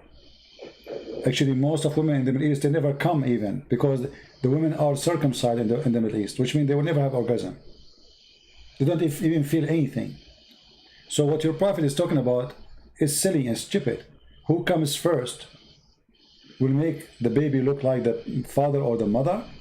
Secondly, he described the reason for the creation of the baby is the yellow water which is appearing in the women's private part. This is something come out. It's gushing forth. You know that. Yeah. You know what? What but? Even. What even? Even me, I don't believe that. I don't believe Okay, that. I want you to read this hadith for me, because this hadith will help you more. What do you think if we read this one? As an example. Which hadith? Here we go. I want you to read for me. Salama told how Salim said, Messenger of Allah. I don't see. Allah is not ashamed of the truth. It's going to come to you.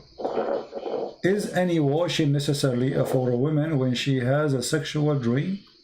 He replied, yes. When she sees signs of liquid. She wash what? Wash her private part, correct? We agree?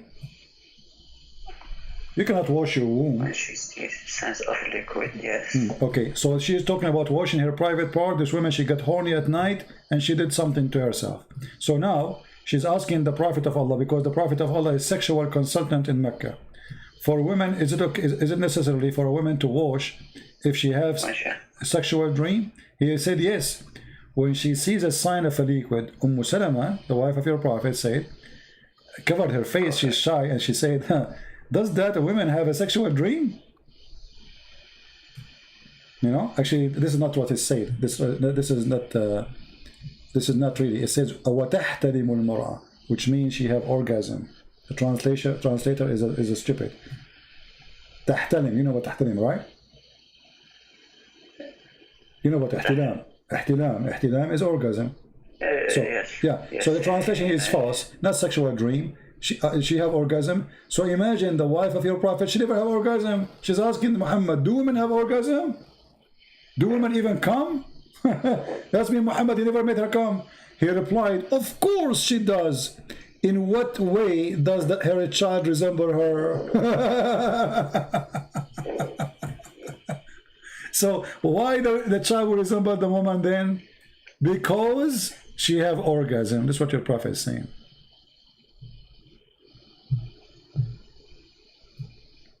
And by the way, this is Sahih. Look what it says in Arabic here. الحكم متفق عليه صحيح. You see it? So he says that if she has an orgasm, the child will have. If she have orgasm first, the baby will be a female. If he have orgasm, the baby will look like the father, and he will be male.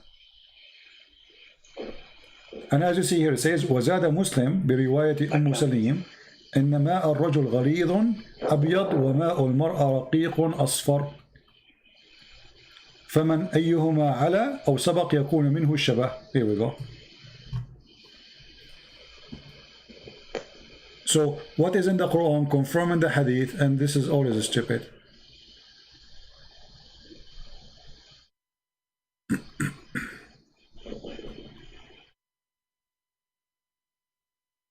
And it is Sahih, it is accurate. So what we will do now, my friend?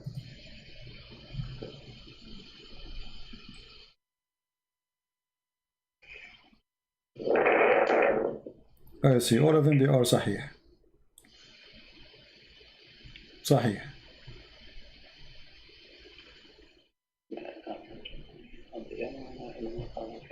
And here, just to make it clear, because some Muslims, they will say, oh, this is about the look, it's not about male and female. No, look at this. Here we go. You see, you speak Arabic, and they will take advantage of your speaking Arabic. It says here that the Prophet said, ماء الرجل أبيض وماء المرأة أصفر فإذا اجتمعا فعلى مني الرجل من مني المرأة أذكر بإذن الله. أذكر. What أذكر mean? Became a male, correct? Yeah. Okay. وإذا على مني المرأة مني الرجل أنثى بإذن الله. أنثى. What أنثى mean? Female, correct? Yeah. Okay. So your Prophet is saying that if the man have orgasm first, the baby will be a boy. If the women have orgasm first, the baby will be a girl. And he described them that the woman liquid, which is shown in her private part, that is a gushing forth liquid that will make the baby. And this is always a garbage, because women, the liquid she have in her private part have nothing to do with having a child. That's absolutely false.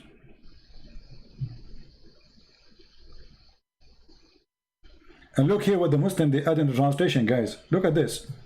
They are adding between two brackets the chromosome and genes. What's a chromosome? It's a yellow. The chromosome is yellow. I mean, look at the stupidity when they try to cover a lie. The guy, he just said the man have a sperm is white and the women have a sperm is yellow. And then you say chromosome. Can you show it in English? Yeah, it says a chromosome. Look, they added a chromosome there to cover. Yeah, I mean, it's incredible. Yeah, you believe it? To cover the stupidity of Muhammad, they say chromosome. This is about chromosome.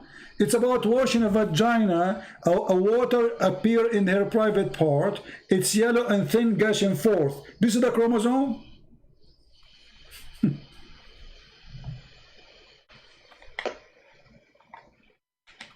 To cover the stupidity, they add words which is not there. This is odd. Yes, this is odd. This is wrong, right? Didn't say that in Arabic. It's not in Arabic. It's a stupid, and this is not what Arabic is saying.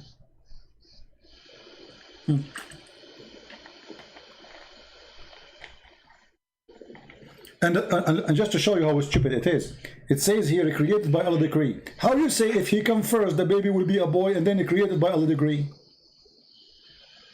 Look. And the substance contributed by the male and female child is formed by the decree of Allah. How decree by Allah? But the man he decide, or the woman, whoever have orgasm first. You know, I will tell you a secret, but don't tell anyone. You know, I don't look good. You know, I look really bad.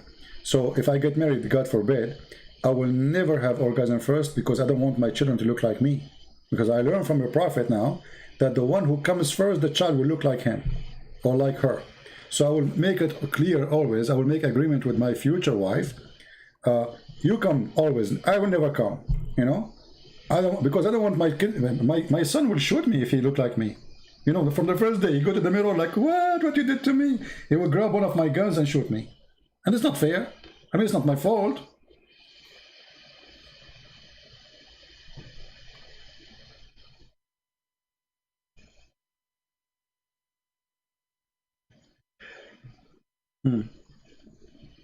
So what do you think, my friend? Are you going to leave Islam today or not?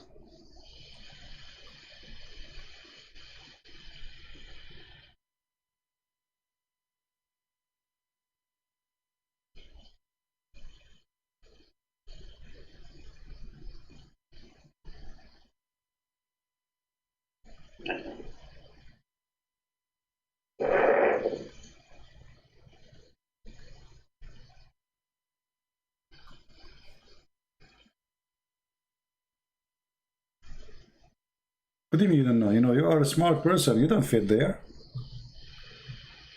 Do you really belong to this, you know, with my respect to you, my friend, do you belong to this garbage? This is garbage. This is not God. I mean, what kind of God? You do not know even if the baby is made. A different verse in the Quran, Allah, He says that the baby, the sperm of the man, became a congealed blood. How in the world the sperm became a blood, dead blood?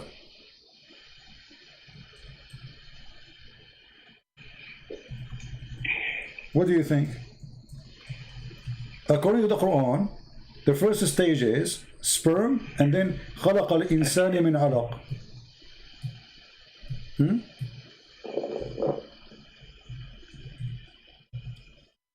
Read this verse. Read this verse with me, so we can love together. This is a very famous verse. The Muslims use it to prove scientific in the Quran. No. Okay. There's no scientific. All right. Let us see.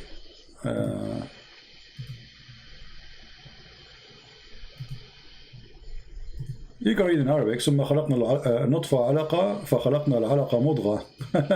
Look at this. Then we made the sperm into a clot of a congealed blood. How the sperm became a congealed blood? So the first stage, according to the God of Islam, the sperm itself will become a congealed blood, and that will make a baby. Where is the woman thing? And look, here the Muslim, they add, then of that clot we made a fetus. Fetus doesn't say that, you know? It says lump. Yeah. So how the sperm became a dead blood? Since when did the blood is going to grow? It's dead actually. The second you say congeal, yeah. It's not only blood. No, it's blood. العلقة الدم الجامد. علقة my friend. I can show you right now from the dictionary. ثم خلقنا النطفة علقة فخلقنا العلقة مضغة فخلقنا المضغة عظاما فكسونا العظام لحما. That is the most stupid thing ever.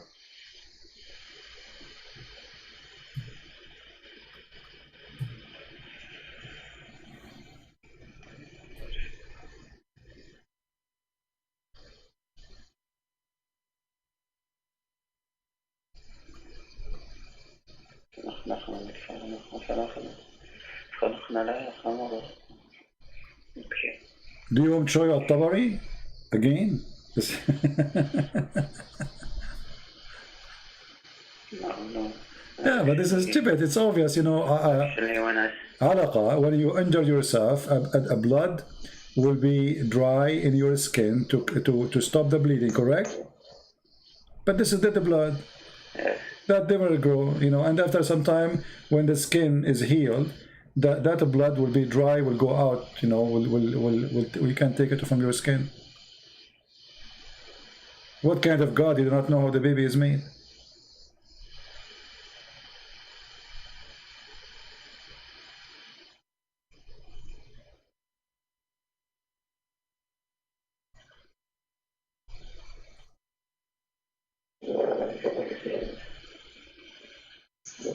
So actually, I will look out.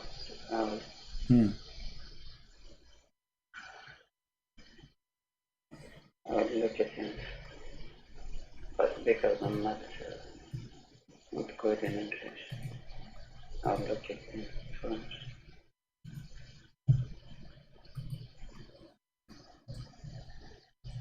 Which verse is it? this is chapter 33, verse number 14.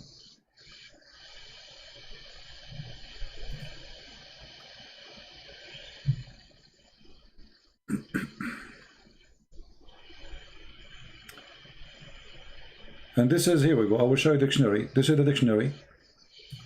علقة في علم التشريح قطعة من دم غليظ جامد وهي طور من أطوار تكوين الجنين.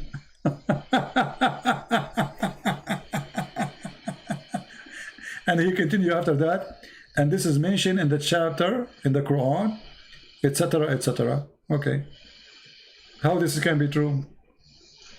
It says here, this is dictionary. This is our Arabic dictionary. It says قطعة من دم غليظ جامد, a piece of thick blood, and it is جامد, solid. Does it say جامد? Yes. Okay, so جامد is solid. This is dead blood. I mean, how in the world the dead blood? It's a solid blood. No, jamid doesn't mean dead. It's dead. This is why it's jamid, my friend. Jamid means it's.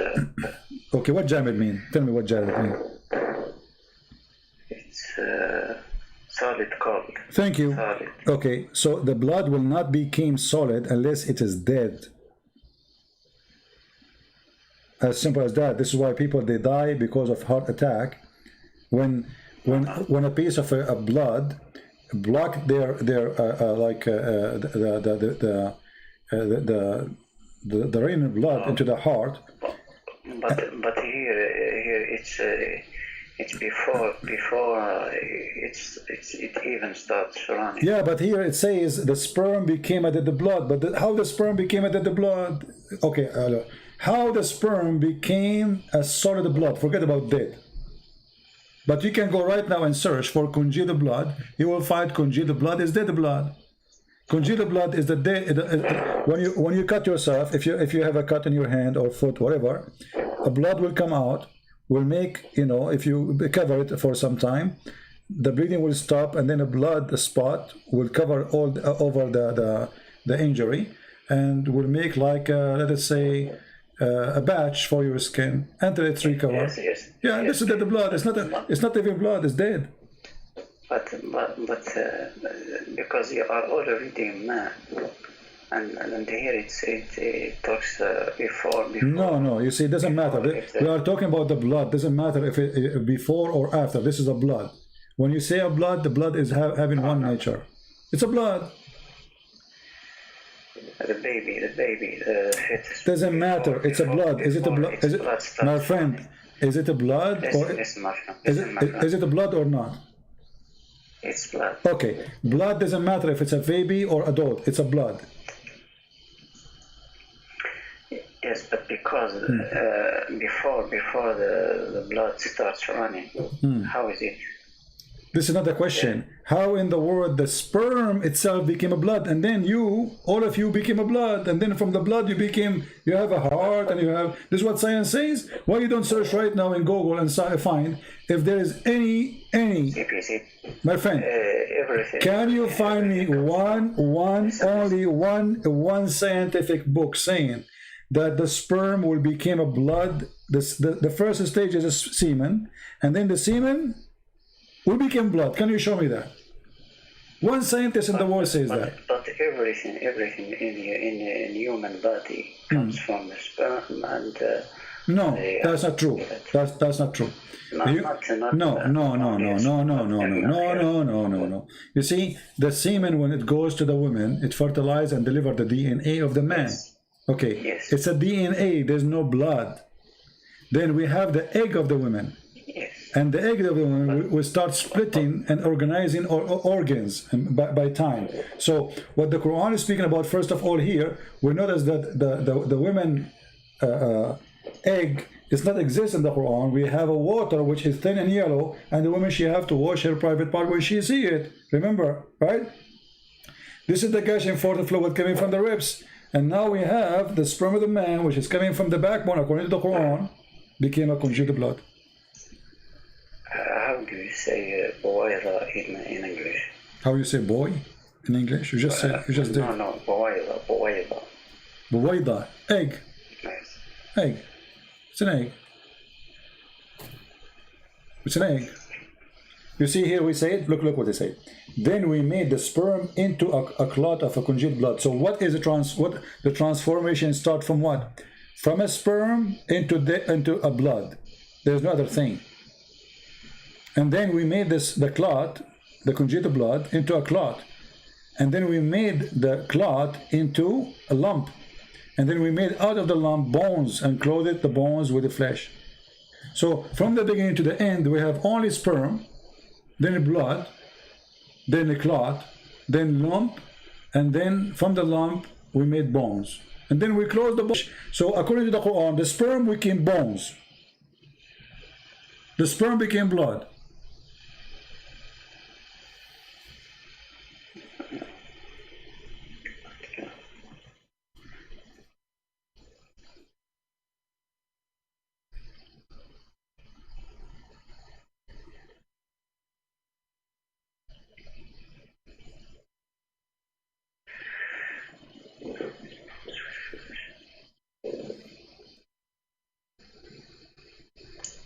Actually, for me, the biggest problem is in the last sentence. What is the last sentence? We close the bones? Yes, with flesh.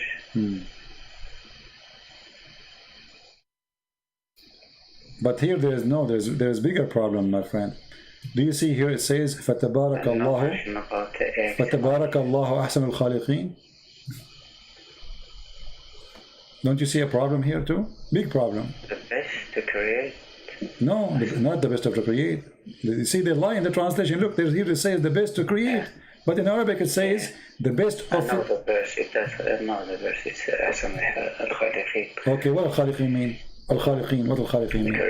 Creators. Creators. How Allah is the best of the creators if He's the only creator?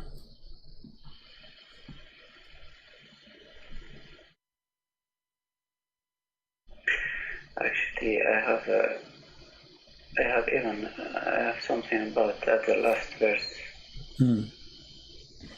I've heard something about this verse. Yeah, this is a guy. He is the one. Abdullah. It's not him. Yeah, Abdullah ibn Sarah. Yes, Abdullah ibn Sarah is the one who made this verse. Muhammad, he added in the Quran, he said to him, put it there, but he said, I'm the one who said that. He said, Allahu awha ilay kama awha ilayk. And here you notice, if you change the translator, look how the Muslims, you know, I'm not talking about you as a Muslim, I'm talking about those who translate. They fabricate the translation to cover a problem. Look, from the creators, they make it to create. But we change the translator here. Look what happened. The best of the creators. How the Muslim, they keep saying we are worshipping the Tawheed and the only God. And now we see that he is the best of the creators. You see? Listen. If I say to you, I am the best student in my classroom, and then later you find that I was the only student in that classroom, don't you think I was lying to you, misleading you?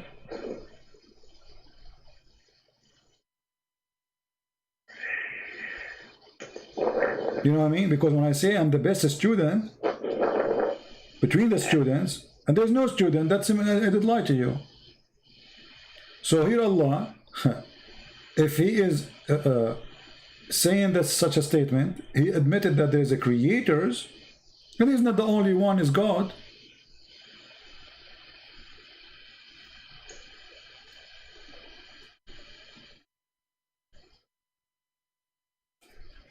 It could be just a way to glorify.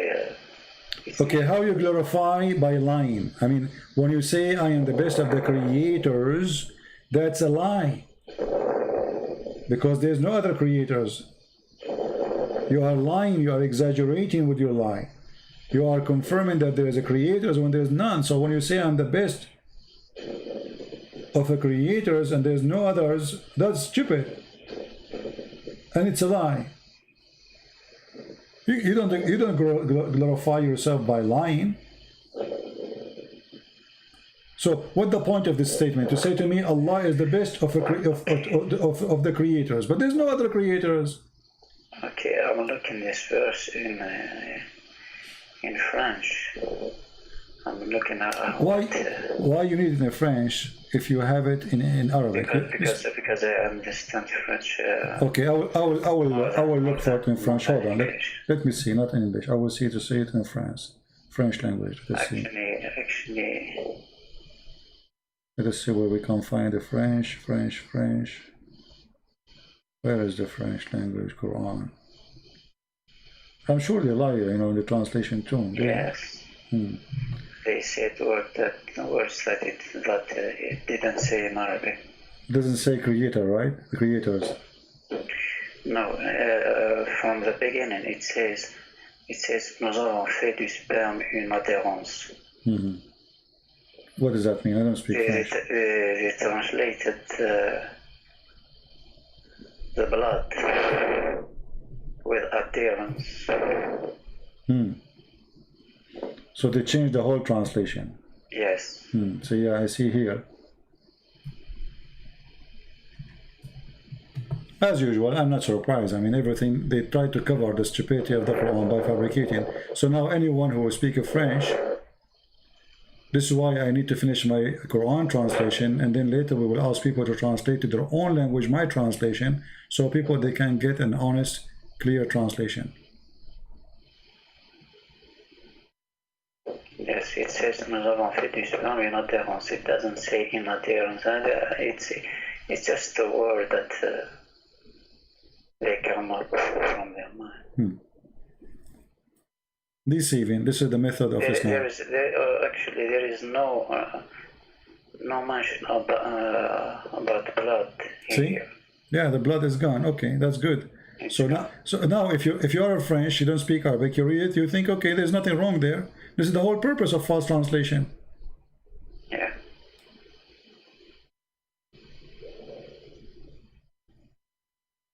So what do you think, my friend? After all of this, isn't it time for you to leave this cult?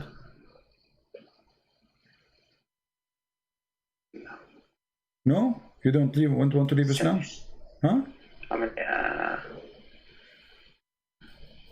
I'm reading it again.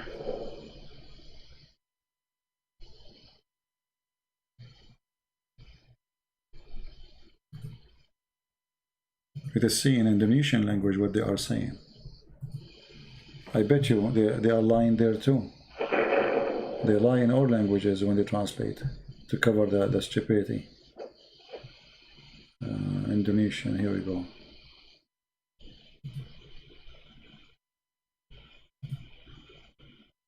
Okay, in Indonesian it says... Okay, I think I was wrong here. Huh?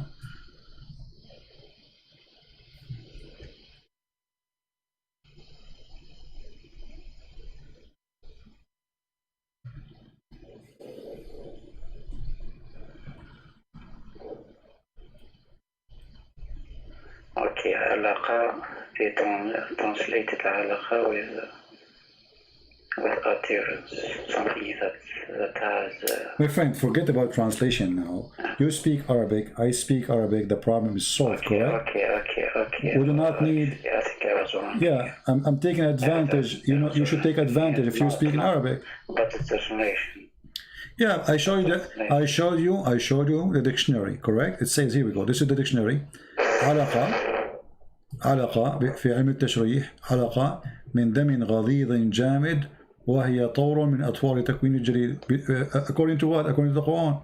العلقة اسم العلق, even there is a chapter in the Quran, العلق اسم سورة من سورة القرآن الكريم. Right?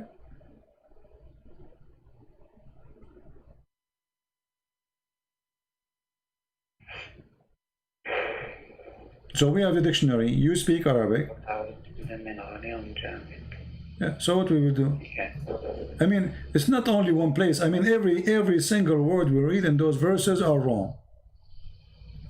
Until now, since you call me, until now, if there is something accurate, nothing. Not a single one. It's a joke. And yet they say to us, this is the book of God.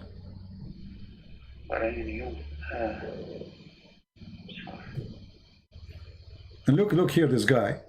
Then we made the nutfa into a clot. Let me ask you, do you know what nutfa mean? Yes. Nutfa, how many sperm inside the nutfa? Millions. Yeah. Okay, how millions of sperm became semen, became a baby. Nutfa is not one semen. It's a drop. It's a drop of sperm, and that means your God saying we made the nutfa, a drop of semen, into the whole of it, all the drop make it's not a semen, it's a drop of semen. That's another mistake too.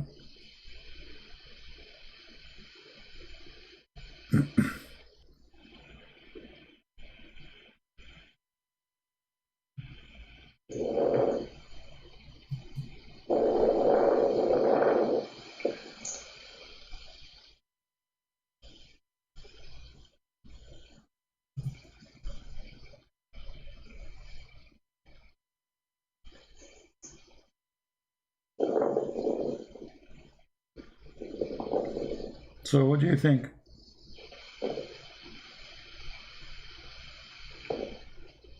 It doesn't have to be specific here or detailed. When it says not for, it doesn't have to talk to detail. My friend. Okay, hold on. Listen. I don't know how old are you, my friend. It says nutfa. All of it became a clot. Does it say that? No, it doesn't. No, it make it clear. Listen. Then we made the nutfa. What he made? He made the nutfa. He did not make a semen. He made the nutfa, and the nutfa is a drop. A drop. It's not one individual semen. We can go to the dictionary right now.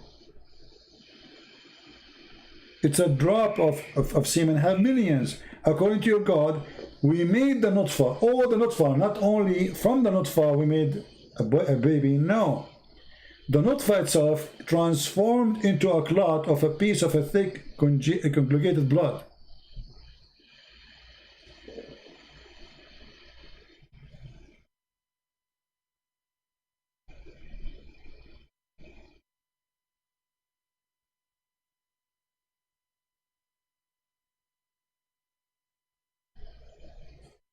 I mean, the more you read deeper, the more you find every single word is stupid there.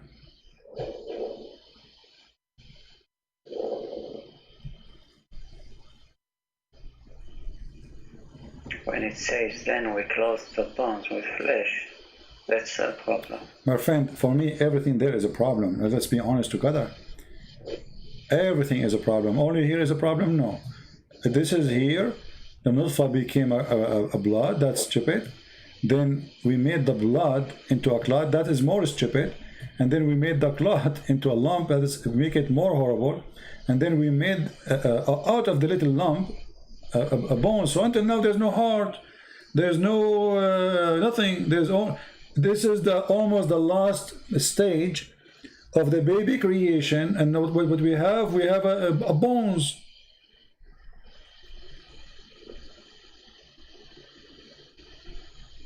We have just the bones inside the women, you know, bones, just bones, and then after that we close the bones with the flesh. So according to the Quran, all the flesh, and this, remember here, this is God talking. This is God talking. It's not like somebody making a meditation saying, God, he closed my bones, God, etc. I accept that, no problem. But this is God explaining to us supposedly by stages. It's not a person saying, God, he closed my bones with the flesh. God, he gave me heart. God, etc. No. This is what we made, how we made you. Look, and indeed we created the man, supposedly talking about the first one, from a clay, and therefore وخلقنا الإنسان من سلالة من طين, and then he says ثم جعلناه نطفة في قرار مكين. نطفة. And look what the translator he said here. It's a mixed drop of male and female sexual discharge. Do you see it?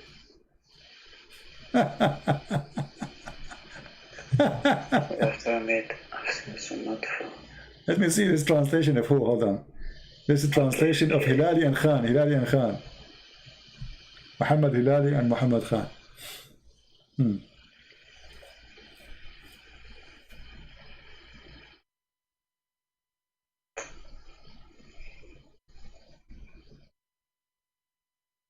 So, you know, if all of this did not make you leave Islam, it means that there's something wrong with you, with my respect to you. You're trying just to make it impossible to leave. You don't want to leave because there's something else. I don't understand. But there's no way, after all what you saw, you are not seeing the truth. It's impossible.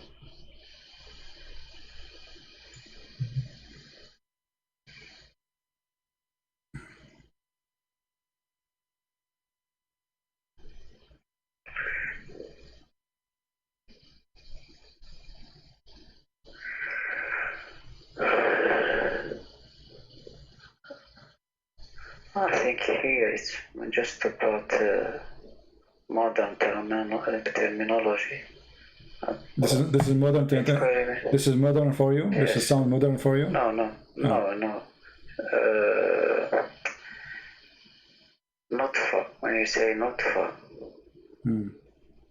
It's a drop of liquid. Nutfa is a drop of liquid. When you speak about nutfa, when you come to the man, you are talking about a sperm. So it's a drop of liquid. Have, according to science, a drop of sperm is millions of sperm.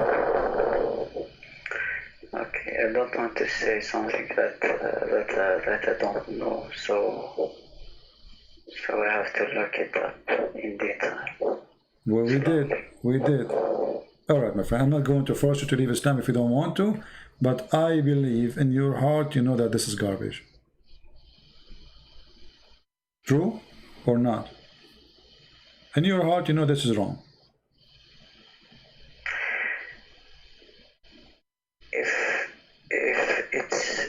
it's really how I understand it right now, there is a problem. Yes. Okay, so why? I mean, the problem exists, and how you can solve it. You stay following such a, you know, such a. I have to confirm that. We confirm that. We confirm, my friend. So I am with you. I am with you for how long now? More than an hour. Did I confirm everything I show you or not? And now you can go to any like you can go right now, search embryo stages. Embryo stages. You will find that none of the stages of the embryo is what he's talking about. Okay. Is there any other thing, not scientific? I mean, something. How to say that in English?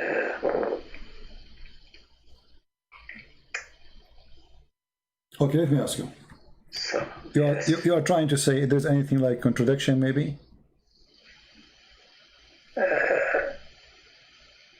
Yes. Okay. Contradiction. Do you think immoral thing, or I don't know. all the Quran is immoral? All the Quran is immoral. You know, all of the Quran. Well, there's nothing moral in the Quran. Go and take the money of the of someone just because you don't believe in Muhammad, and you know, rape their women. But forget about this. Do you think God, he remember which one he created first, or he don't remember? He does. Okay. If we go, I want to show you something here, and you speak Arabic very well, which is very nice. Will help me a lot.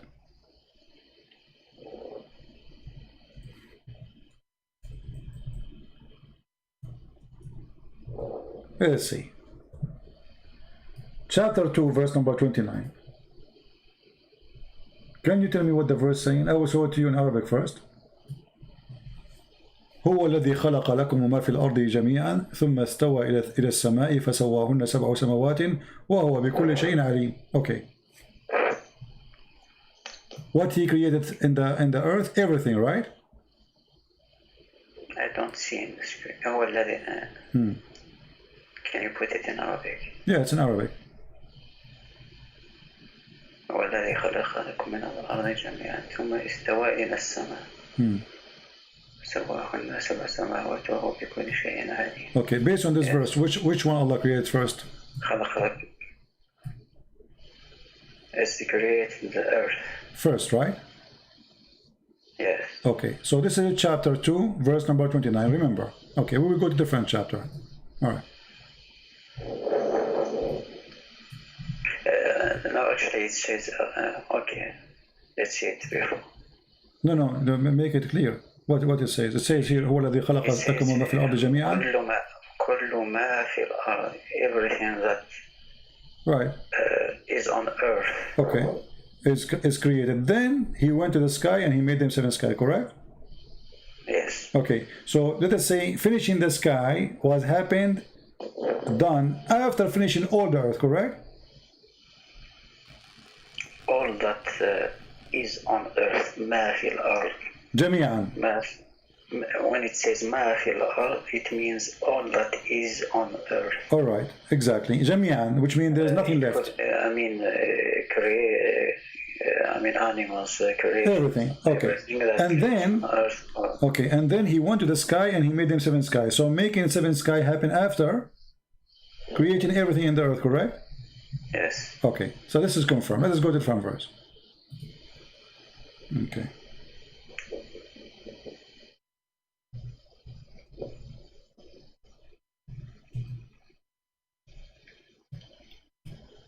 This is chapter 79, and we can read from any verse. You can read from the beginning if you want, but let us see here a verse starting from where he speaks about creation of the earth and the heaven.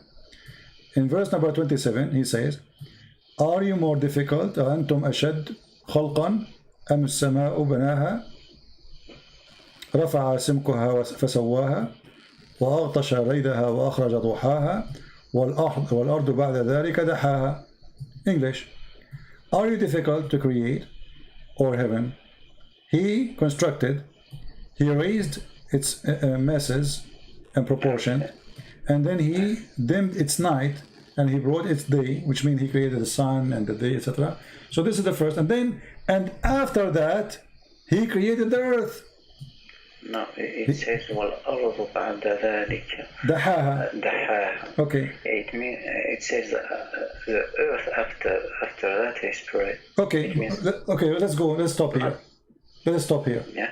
In verse number 2, you remember, you are the one who agree with me that Allah, He finished first everything in the earth, and He went to heaven and He made it 7, correct? Yeah. Okay, here is saying the opposite. He finished everything in the sky. He made day and night light, and then after that He go back to work in the earth, and after that He spread the earth. He made it flat. Actually, the word ha meaning flat. And then from it, He produced water and pasture. This is after. And then He placed mountains. And the mountains. Okay, so how this is? What kind of God? He didn't remember which one first. In one chapter, He says that first He made everything in earth, and then He went to the heaven, and He made them 7 heaven. And this is chapter 2, verse number 29. And then in the other chapter, He says, which one is difficult? Okay. Making the heaven and construct it. He raised it above, and He gave it proportion, and then He gave it the light, which means the sun, and etc. And then after that, He made the earth flat. And now He continued. What after He made the earth flat? Then He made the water coming out, and then He put the mountains. So the last thing was done. It was the earth. Very simple. Can you go down a little? No problem. We go as much you want, but the rest is not really, have nothing to do. After that, He speak about the judgment day, etc. A source of enjoyment for you and for your animals. So when he says a source of enjoyment for you and for your animals, so he is assuming that animals were already created. Yeah, you see, this is the earth. Yes. My friend, the verse before it says, جَمِيعًا وَمَا فِي الْأَرْضِ جَمِيعًا. Animals, grass, trees, everything. So, which one of them is the accurate? There's no way God, you don't remember which one He created first, the sky. He finished the sky first, or He finished the earth first. And not only that, we're not done. Hold on. You think we are done? The stupidity continue. Hold on. We are not done. If you go, the verse here we are showing you, this is chapter 2, verse number 29, and this verse here is a chapter 79, verse number 32. But what if we go to this chapter? Let us see.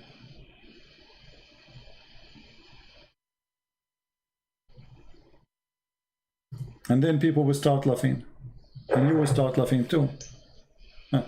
Read with me. This is chapter 41. Do you reject the one who created the earth in 2 days? And you attribute equal to Him? And then He continue. He placed stabilized mountain. By the way, it doesn't say stabilized mountain. It says, in translation is funny. He placed mountains in the top of it.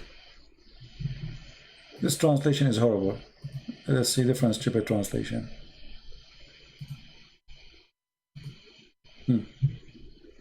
He set on earth mountains standing firm high above. So the first thing is what? He created the earth in 2 days. And then, second, He put in the top of the earth mountains standing firm high above, and bestowed the blessing on the earth, and the measure of things, all things given measurement due to proportion. In 4 days, the total is 6 days. This is the first stupid thing. 2 days plus 4, that is 6. But according to the Quran, different verses, Allah, He finished everything in 7 days. In 6 days. Not only the earth. So now He says, and look how they lie. They say here moreover. But in Arabic it says, ثُمَّ اسْتَوَى إِلَى السَّمَاءِ. What ثُمَّ mean? ثُمَّ mean? After that. Not only after, way after. Yeah. So they lie in the translation, they say moreover. If you change the translator, you will see he changed it, you know, the bend in the liar. Look here, this is Muhammad Biktal. Then he turned he to the heaven. Okay, so hold on. So here, according to here, the earth was created first. and everything in the top of it. He placed mountains. This is second option. And then after that, he made like substance, grass, trees, animals, etc. And then after that, he went to the sky, and it was a smoke. And after that, he made the heaven, 7 heaven in 2 days. So 2 days to make the heaven, 4 days to make the earth and substance, mountains and substance, and 2 days to create the earth. This is total of 8 days. This is contradiction number one. Secondly, now, based on this chapter, Allah, he finished the earth first in 2 days, everything on top of the earth in 4 days, and then after that, he went to the heaven, and it was a smoke, which means was nothing, empty. And then he told the earth and the heaven to obey him willingly, or to come to him.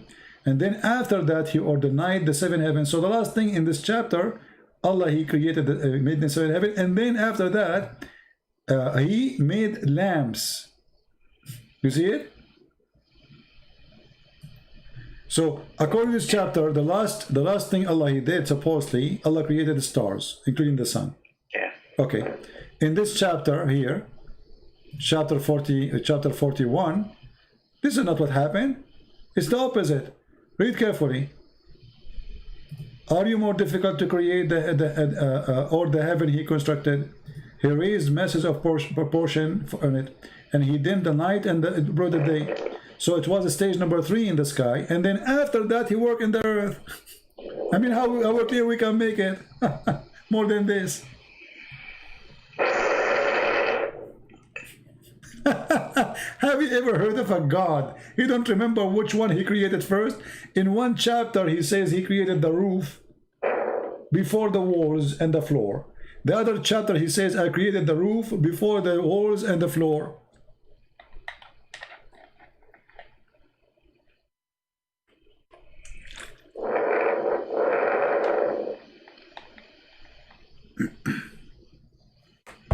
I hear you. You are breathing heavily. I'm thinking. No, you are not thinking. You are living Islam. I believe that you made the decision already. You are not thinking. You know it.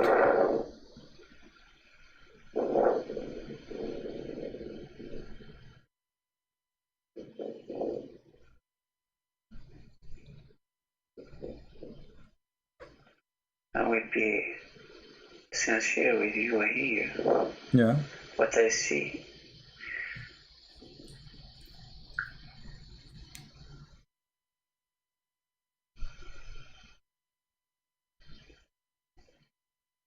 I see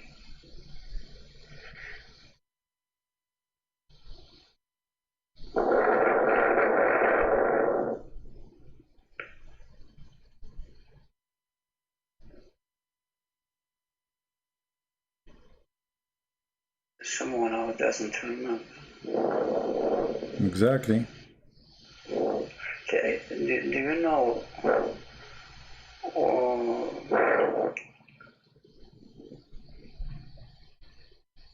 in what period these verses are they distanciated in time between them? I understand. Say again. All these verses. Well, I mean, what do you want more, my friend? You see, I'm really being so patient with you, hoping that you will be honest with yourself. I don't want you to be, you know, I mean, this is about you. I don't really care. You stay as a Muslim, you want to stay Muslim, it's your business. For me, I do my part. But be honest with me. Isn't it this cannot be from God? Isn't it the Quran says, لو كان من عند غير الله? You know, you found a lot of differentiation in it. So even the Quran says, if this is not from Allah, you will find a lot of contradictions. The sound is gone.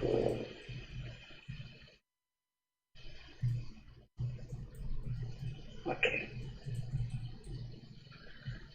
So the one who made the book, he says to you, أفلا يتدبرون القرآن لو كان من عند غير الله لوجدوا فيه اختلافا كثيرا. Correct? Yeah. So he gave you the rule, and the rule is clear. If this is not from the God, whose name is Allah, you will find a lot of stupid things messed up. And since you called me until now, we did not find one thing is smart. Yeah.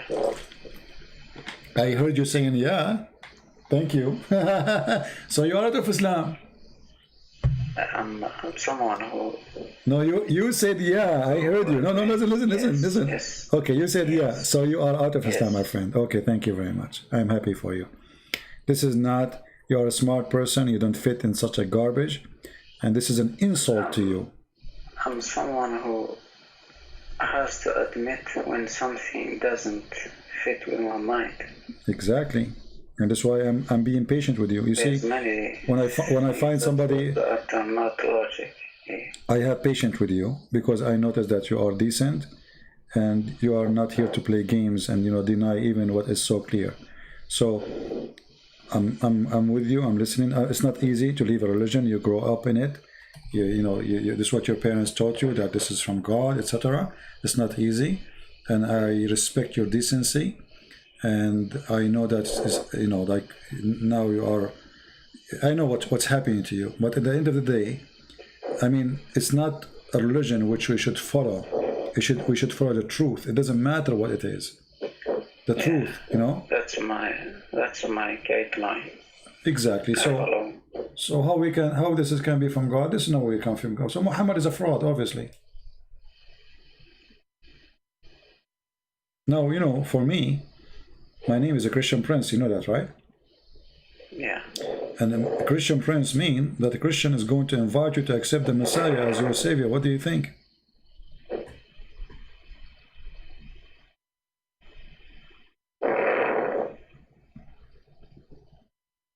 What do you think of the Messiah? As long as you decide to leave Islam now, we are so happy for you. I praise the Lord that you called me today. But I don't know. I don't know much about it. Okay. What do you? So I can't. Okay. Let us do this. What about you? You call me some other time. You take your time to read more about Christ. About His teaching. What about if I, did you ever have a Bible in your home? No, but everything is on the internet. Exactly. But I mean, have you ever read anything about the Bible? Yeah. Okay. Not a lot, but I have some basic knowledge. All right. Well, I'm not going to tell you where you start, but you can go and start reading from any of the 4 Gospels, which is written by 4 of our church leader about what Christ He did, what Christ He said, and you will notice, my friend, how amazing. God is not about making poetry or making a rap, which is silly, as you see in Arabic. God is about being God, which means being almighty. And almighty, number one thing to be almighty is to forgive those who hurt you. That is almighty. Jesus in the cross, when people they were crucifying Him, says, "Forgive them, Father, they do not know what they are doing." That is almighty. Almighty love, almighty wisdom. And look what the Messiah He did. Christians today are way more than 3 billion. And now, if the Messiah did not say, "Forgive them, Father, they do not know what they're doing," some who call themselves a Christian, they might go after the Jews to kill them, which is wrong. But the Messiah, He did say, "Forgive them, Father." So even when He is in the cross, He is thinking of you and me. What will happen to us after? That is God. You see, when the Muslim they come to us with the Quran, scientific miracle, and then we study, we find that all of it is rubbish and stupid. We find that the Quran is an empty book. There's nothing there, nothing real. It's just a collection of stupid stories, like Al-Khudr, the guy who drank from the fountain of youth, and because of that he never died. Do you know that Al-Khadr, he was in the funeral of Noah? He was in the funeral of Abraham. He was the funeral of Muhammad. You know why they call him Al-Khadr, right? It means green. Yeah, green. But do you know why they call him Al-Khadr? I don't know. This guy, he drank from a fountain, which this fountain, whoever drank from it, he will come back to life. In Arabic, we call it Ma'ul Hayat. You heard of this before? Okay. The water of life. So he drank from a fountain, it's called the fountain of life. Actually, I heard about this story, but not in Quran. Or, this is in the Hadith, You know? yeah. Yeah, in the Hadith where Allah, he sent Musa to learn from Al-Khadr. And No, then... actually, not with Moses or something. Yeah, there's a story of Gilgamesh. water of I think I heard it. Yeah, there's in the heritage of the Persian and the Assyrian stories like that. You know, this is why if you see in the Quran it says Ma'ul Bahrain, Marjul Bahrain. Do you know why? Do you know why Al Bahrain is mentioned there? Al Bahrain, you know Bahrain? It's mentioned in the Quran. Why? Because supposedly the fountain of youth is there. Is there? Yeah. If you go to chapter 18, you know, and then No, it's changed. yeah, if you read the chapter there and you read the interpretation, you will see that Allah, he sent Musa's to Al Bahrain, which means two seas, and this is where supposedly his whale, which is dead, is going to receive some water from the fountain of life and come back to life, you know. And this is what the hadith come from too. So if we go in the hadith, let's see the story of Moses. Here we go. You see, here we go. Let me show it to you so you can add this to your knowledge. I hope you did enjoy talking to me and you learned something good for your future. Yes. All right. I learned a lot, actually. All right. Read with me carefully here. It says, Yeah.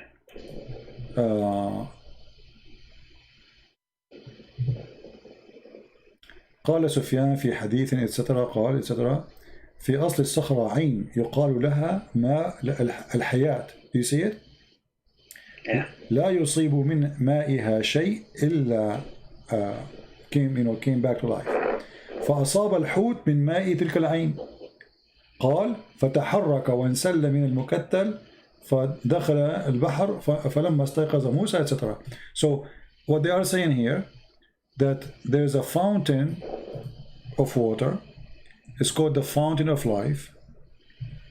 Whoever get in touch with this fountain or spring, he come back to life. Read carefully. The spring of water, at the rock there was a water spring called Al-Hayat, the life. And none come in touch with its water but become alive. And this is where Al-Khadr himself is Al-Khadr, because he drink from that water, so he never die.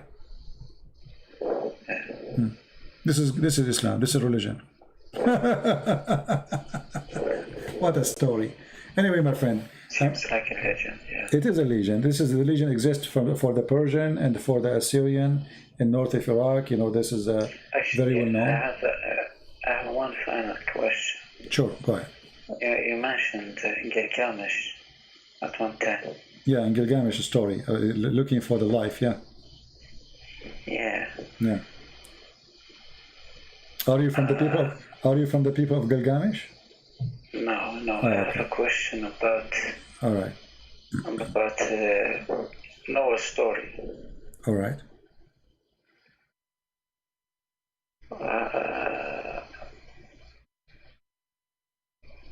How do you say delusion?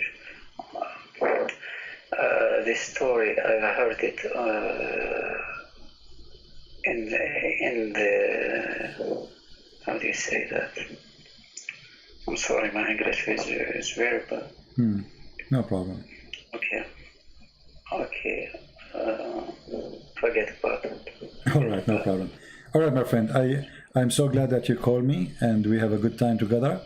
Feel free to call me again if anytime you wish. I'm happy to talk to you. And I hope soon you will learn more about the gospel and you will accept the Lord, the Messiah, as your Savior.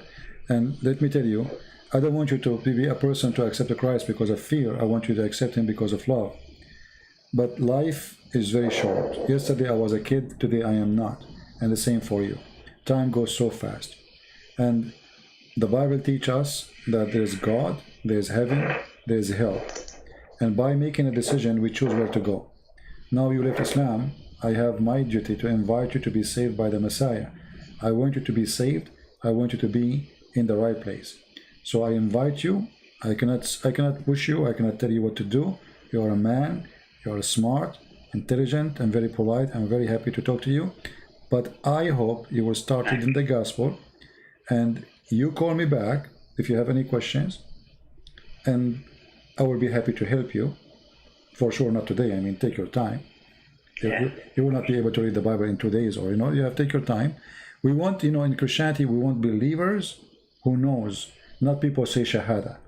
We don't care for Shahada. We want a real believer. Not repeat after me. I don't want that. We want someone who speaks to the Lord from his heart, and the Lord is always listening. The Lord, he says, knock at my door, I will open for you. So I invite you, my friend, and I pray in front of everybody. I pray to our friend here, which I don't know his name, that the Lord will let him knock on his door, and he will open his door for him. The Lord, the Messiah, he says, every two of you mention my name, I will be between you. So right now as we speak, my friend, the Lord, the Messiah, is between us. He's listening. And I am sure if you ask him, he will be with you. He will help you. He said, search for the truth, and the truth will set you free. And I pray to the Lord that the Lord will set you free, so you will not be a slave of any false god. And you will not be a slave to anyone. He wants you to be free. Even he don't want you to be a slave of himself. He wants you to be free. That's why we Christians, when we ask the Lord, how we pray, he says, pray like this: our Father art of heaven. Imagine, not our God, our Father. This God is not the same as others who need slavery, who need worshippers. He looks at us as a loving Father, and we are his children. So we don't really follow God as much we are following Father. And he is our Father, for he is loving. Father, the first thing, if there's a fire in the house, the father will grab the children first before the money, correct? Yeah. And this is what our Father will do. He will grab you to save you. But in order to grab you to save you, you have to say to him, you are my Father, save me. And then he will save you. I hope so. All right, my friend. Thank you very much for calling. I will be happy to hear you again. Thank you. Take care. God bless you. Bye-bye. All right.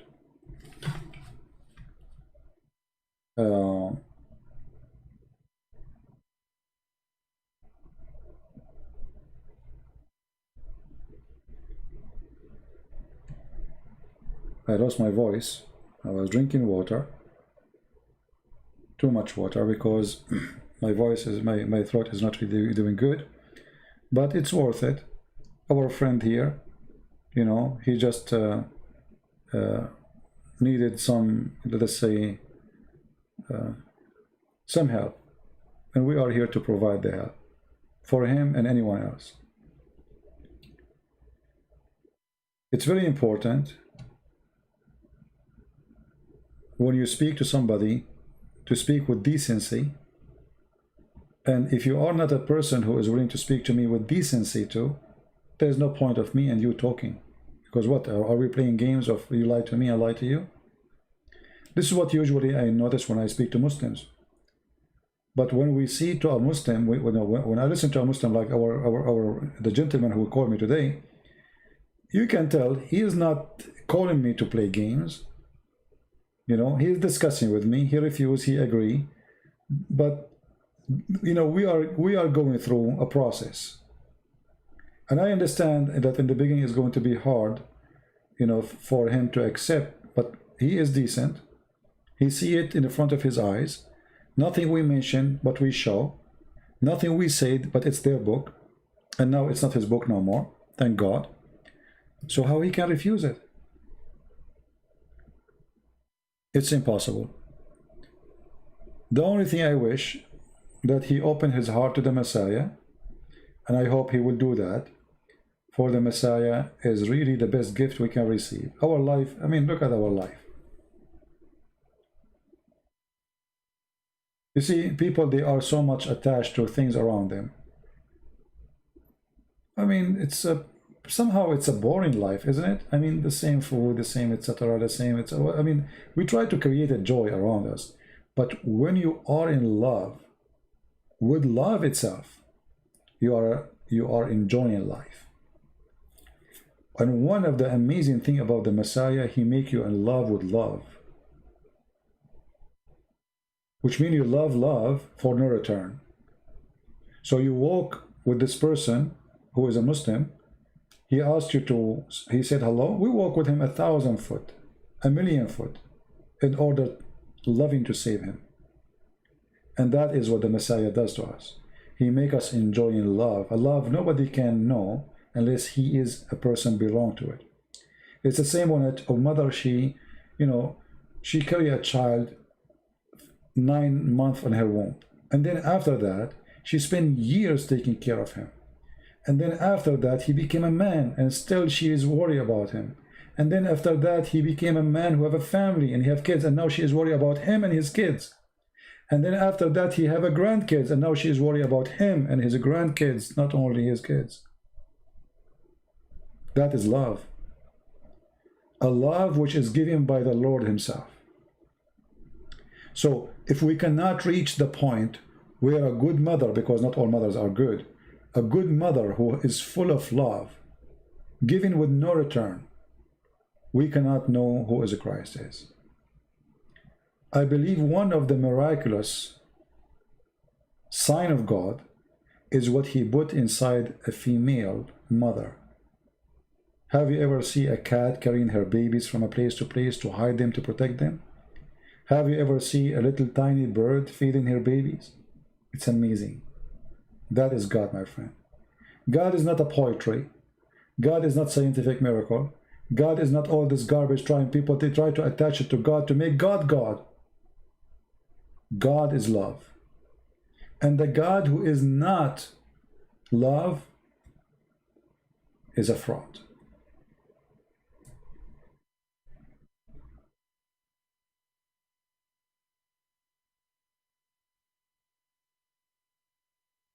If we cannot find love with this God, how he can be God anyway?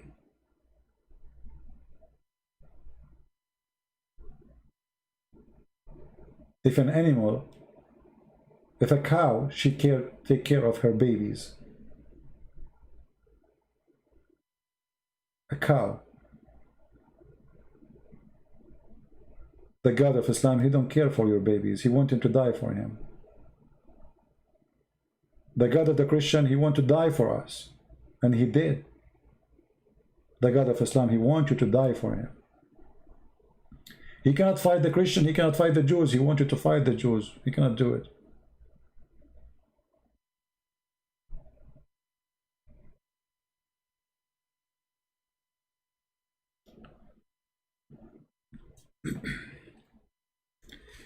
God is good. God is beautiful. God is a miracle. And Christ, not only he did miracles, he is miracle. He is the miracle itself. So we pray for our friend that soon he will call us and he will say, I accepted the Messiah. We pray that all those who are going to watch this video, they will be more smart and not to follow propaganda machine trying to deceive you. As you see, translation is false. All Islamic translation is nothing but a chain of fabrication. The purpose is one, is to deceive you.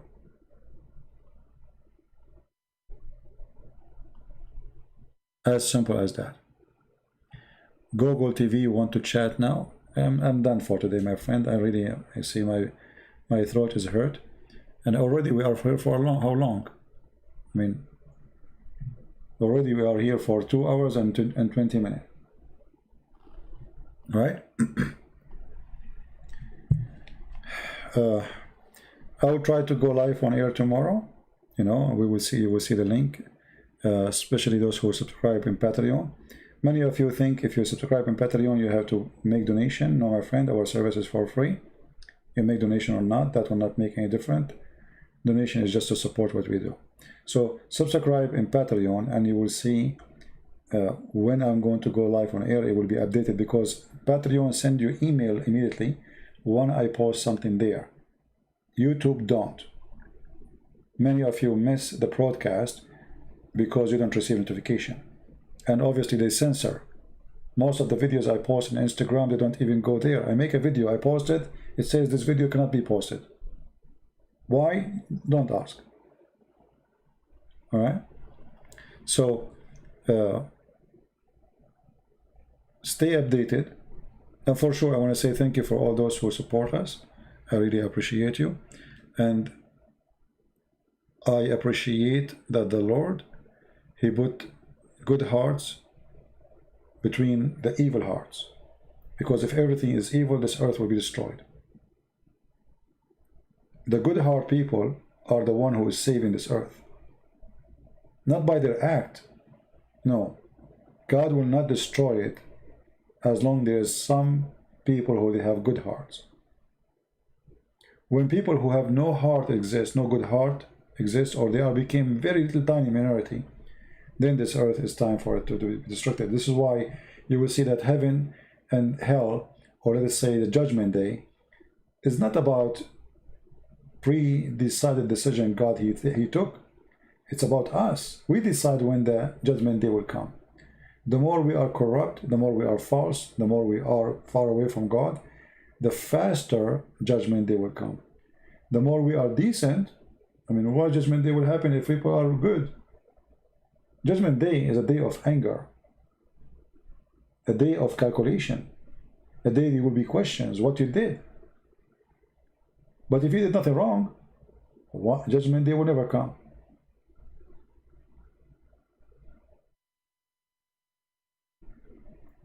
Judgment day is going to come. And all those who fabricate lies about the true God, they will pay the high price. And for sure, Muhammad is going to be the first one to pay for his crimes. Crimes. Patreon is asking for minimum payment, I think $5. I don't think so, my friend. There's people, they donate $1. That's going to be true. Secondly, I don't think you have to donate anything. They ask, they say to you, and donate, don't donate. Just ignore it. I don't think that's true. However, there's people that donate only $1. And when the day comes for donation, the payment decline.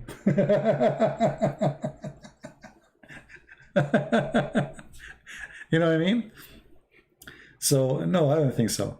And in the same time, you see, people who support us, I appreciate them very much. Everybody, we need support.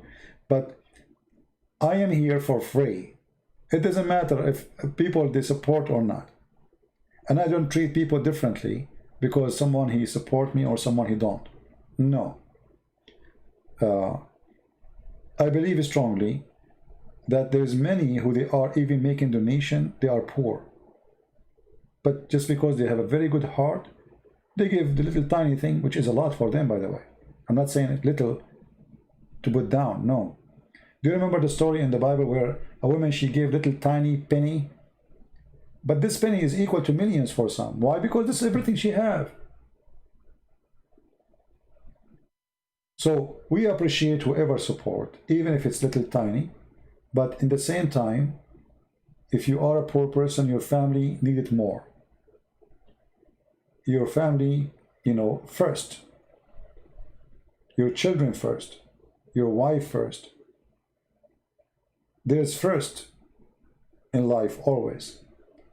And by taking care of your children, you are taking care of what God asks you to do. You are being a good person. You are being Christian. And then if you can help in something else, like giving a donation to someone who is poor, feeding somebody, you have extra food, why not? But you take care first of your family. That is the right thing to do. Because a person who don't take care of his family, he don't deserve to have one. Literally. Actually, it's a crime not to be good to your family. If you don't want to be good for them, why you have them? Why you brought them? Why you get married? Why you have children? So a Christian person is always a person who have a good heart. And the good heart starts from your home. A man, he loves his wife. The wife, she loves the husband. They love their children. They do whatever they can to make them happy. Now, for sure, not every marriage is successful, and not everybody, it doesn't mean you are a bad person if your marriage fails. But I'm talking about the intention of the person. You do your best. Your intention always have to be good. If the intention fail, remember, it's not love who fail. It is people. The Bible says love never fail, which is an amazing verse, by the way, in the Bible. Love never fail. And the reason love never fail, because when you do an act of love, you are successful always in the front of God. Maybe not in the front of people. Maybe people will judge you wrong. Maybe people will call you stupid. Like stupid, you give your money to this poor person, they don't, for many, they will make fun of you. But God will not. He knew your intention. He knew what is in your heart. So love never fails, and always an act of love is an act of love no matter what you do. You never fail. Let us say once somebody told me, someone, he make a donation for somebody, let us say someone claimed to be poor, sitting in the street, asking, but he's a liar, he's not really in need. Still, you did not fail. Your love never fail. God is watching. You have amazing love in your heart, and you did what you think is right. What failed is that person. He is the failure, not you. He think he fooled you, but the fact he is fooling himself. So don't let the evil one make you stay away from being in love. Being in love with love, and that is Christ the Lord. Love your enemy. Sometimes we go upset, we get angry. Muslims, they do things, war, like massacre, killing, violence. You go angry, you are normal, you are a human, that's very normal.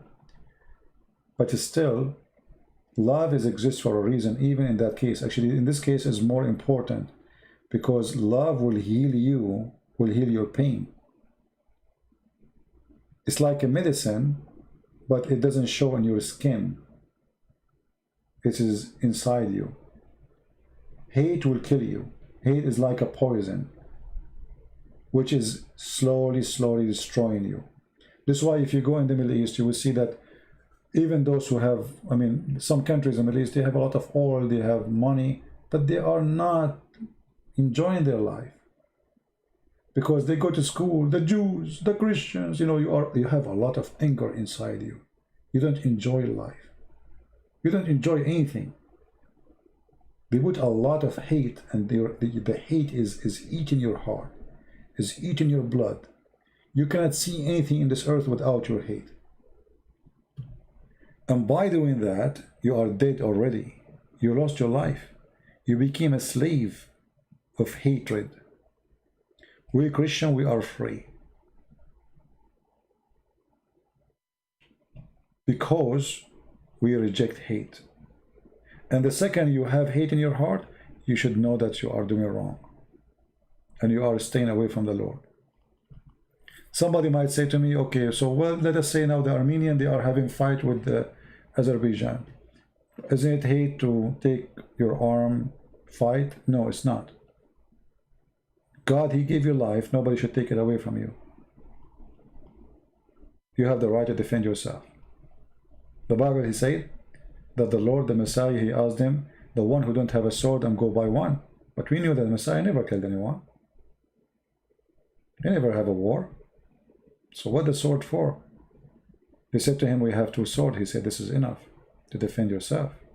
not to defend him. God don't need anyone to defend him. When Peter, he took his sword to defend the Messiah, he cut the ear of the soldier. The Messiah, he put the ear back and he rebuked the act. So defending yourself is not an act of hate.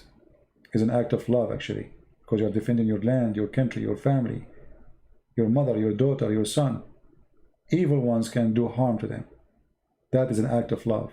Even it sounds like ugly because it's a war. A Muslim, he has the right to protect his mosque. Even his mosque may be the house of the devil, but he should protect his mosque. Why? Because if you don't protect what is belong to you, that doesn't belong to you. You know what I mean? A Muslim should protect his life. If somebody want to kill him, he's a Muslim, so what? He's a human. He should defend himself. And that goes for the Christian, that goes for the Hindus, that goes for the Buddhas. But we don't fight evil by evil. That's what the Bible teaches us. We don't do as they do. That's why the Messiah, he says, love them. Bless those who curse you. And we bless the Muslims, and we pray that the Lord, he will open their heart. And we should do our best to fight hatred so we can win more of ourselves and of them to be saved. Because if you cannot, if you don't know how to love, how you can invite anyone? I mean, you're inviting me where exactly? When a Muslim, he says to me, convert to Islam. Okay, well, I will go to convert to Islam. What will you do? Death to America? You know what I mean? And you're inviting me to the hatred party. What is the joy to be there?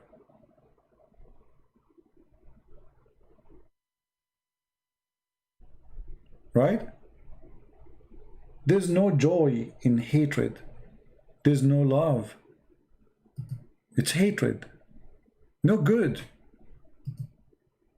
And always when there's no good, there's no God. Always when there's no good, there's no God. Very simple. When you see something happening is not good, it's mean God is not there. Stay away from it. And because our Lord, he is the good shepherd, love is there. And we stay with him and he stay with us. So I want to say thank you for being here. And again, I apologize. I was away for a few days, but trust me, I was doing a very hard labor. I was not in vacation. Some of you think I was in vacation. I wish. Very tough labor, actually. My back is broken and my voice is gone. And did I lose weight? I never lose weight. I never gain weight too. So I'm very thankful that the Lord, he gave me the health to do a hard labor, even though it's hard, but hard labor is good. It reminds you of those who do hard labor every day, how much they go through. You know, sometimes we complain about things, but what we complain about is a life process of some people. So I really appreciate what the Lord, he gave us. I really appreciate what the Lord, he provide us. And I believe that the Lord, he is with the one, they are with him. If the Lord is with me, who could be against me? So be with the Lord, my friend. So the Lord will be with you. He said, knock at my door, I will open for you. Call me, I will answer. And this is the only way to overcome our tiredness in this life. This life is full of horrible stuff. Liars, garbage, scam, fraud. I mean, you are worried all day long. Text messages, I receive text messages, There's, by the way, if you don't have a phone, if you don't have a number, you don't need to have a phone number. There's a fake, not fake, there's app, they give you a free number. But those free numbers, they give you always, text messages full of fraud. Even if you have a phone, by the way, I heard some people who have a phone, they send you a message. Take this, from your account, otherwise we are going to charge you. Click here and log. And then you click to log in your bank account, and then they got you. This is a link made by the hackers. So there's worry all day. Worry chase you in your phone. Worry chase you in the street. Worry chase you in your job. We have corona. We have people, you know, we have a lot of rumors, scam, fraud about this corona. God knows who is saying the truth, who is lying. So a lot of worry. But there is only one thing can make the worry not a threat. If you are a true believer, you will notice that those who don't have a true belief, they go and they get under so much depression, they commit suicide. But a true believer, he will not go that far. For always he receive help from the one who have help. So I say that when you are with the Messiah, you are helping yourself. You do not need your help. You are getting help, spiritual help, stress, you know, stress relief. Faith is powerful, can really make you even heal from crazy diseases. So for sure, you know, like people still will die. The Bible says that the dead bury the dead. So we will die. That will not change anything. You have faith or not, you will die. This is what God he said, and this is what will happen. But there's difference between somebody is afraid of death and somebody he is not. And that alone is happiness. Imagine a person is afraid of the day he die. Life is terrible, you know, it's scary because you're afraid. But if you are not, you don't care, you get happy, you are happy. Who cares? I don't care really if I live until tomorrow or not. I don't even think about it. Why would I be worried? I'm a believer. And that alone is a big comfort in your life, will make you enjoy everything you see. I was driving, you know, I was driving for a long time, almost took me, I think, 24 hours maybe. More actually. A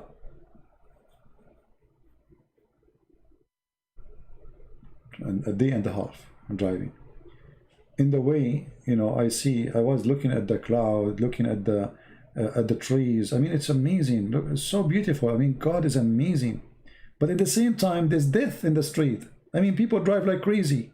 There's people, they go, imagine there's a guy, he came from the side of like the shoulder of the highway. He doubled me from the shoulder. Can you believe it? Almost, you know, like crazy people. So there's death even in the normal street. There's death even if you are sitting in your chair. Even if you are doing nothing, death is there. But a believer, he is not worried about when death comes. For death means nothing horrible for him. If you remember the story I told you about the monk who was dying and they brought a doctor for him. The doctor, he said to him, you have a few hours and you will die. The monk, he had a big smile on his face. The doctor went out and he said, your brother, he lost his mind.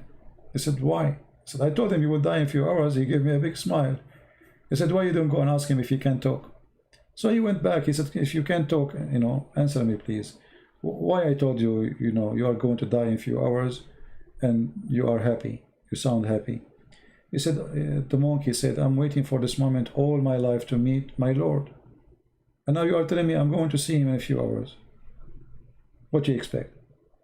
So even the death, which is the most horrible moment for someone, can be the most enjoyable moment for someone else. It's just the way we think about it. And being with the Lord will make you change everything you think about. From marriage, to relationship, to jobs, to risk, to illness, to disease. I mean, everything. A believer, he sees things differently. So my friend, it's for your benefit to be a believer. It's not for the benefit of God. God do not need you. You are helping yourself. I want to say thank you again. May the Lord bless you. And until we see you soon again, maybe tomorrow, God is willing. Until then, Christ is Lord, Islam is false, and we are happy for our friend who left Islam today. And I hope soon he will call us soon, accepting the Messiah as his Lord and Savior. Take care, and God bless you. Bye-bye.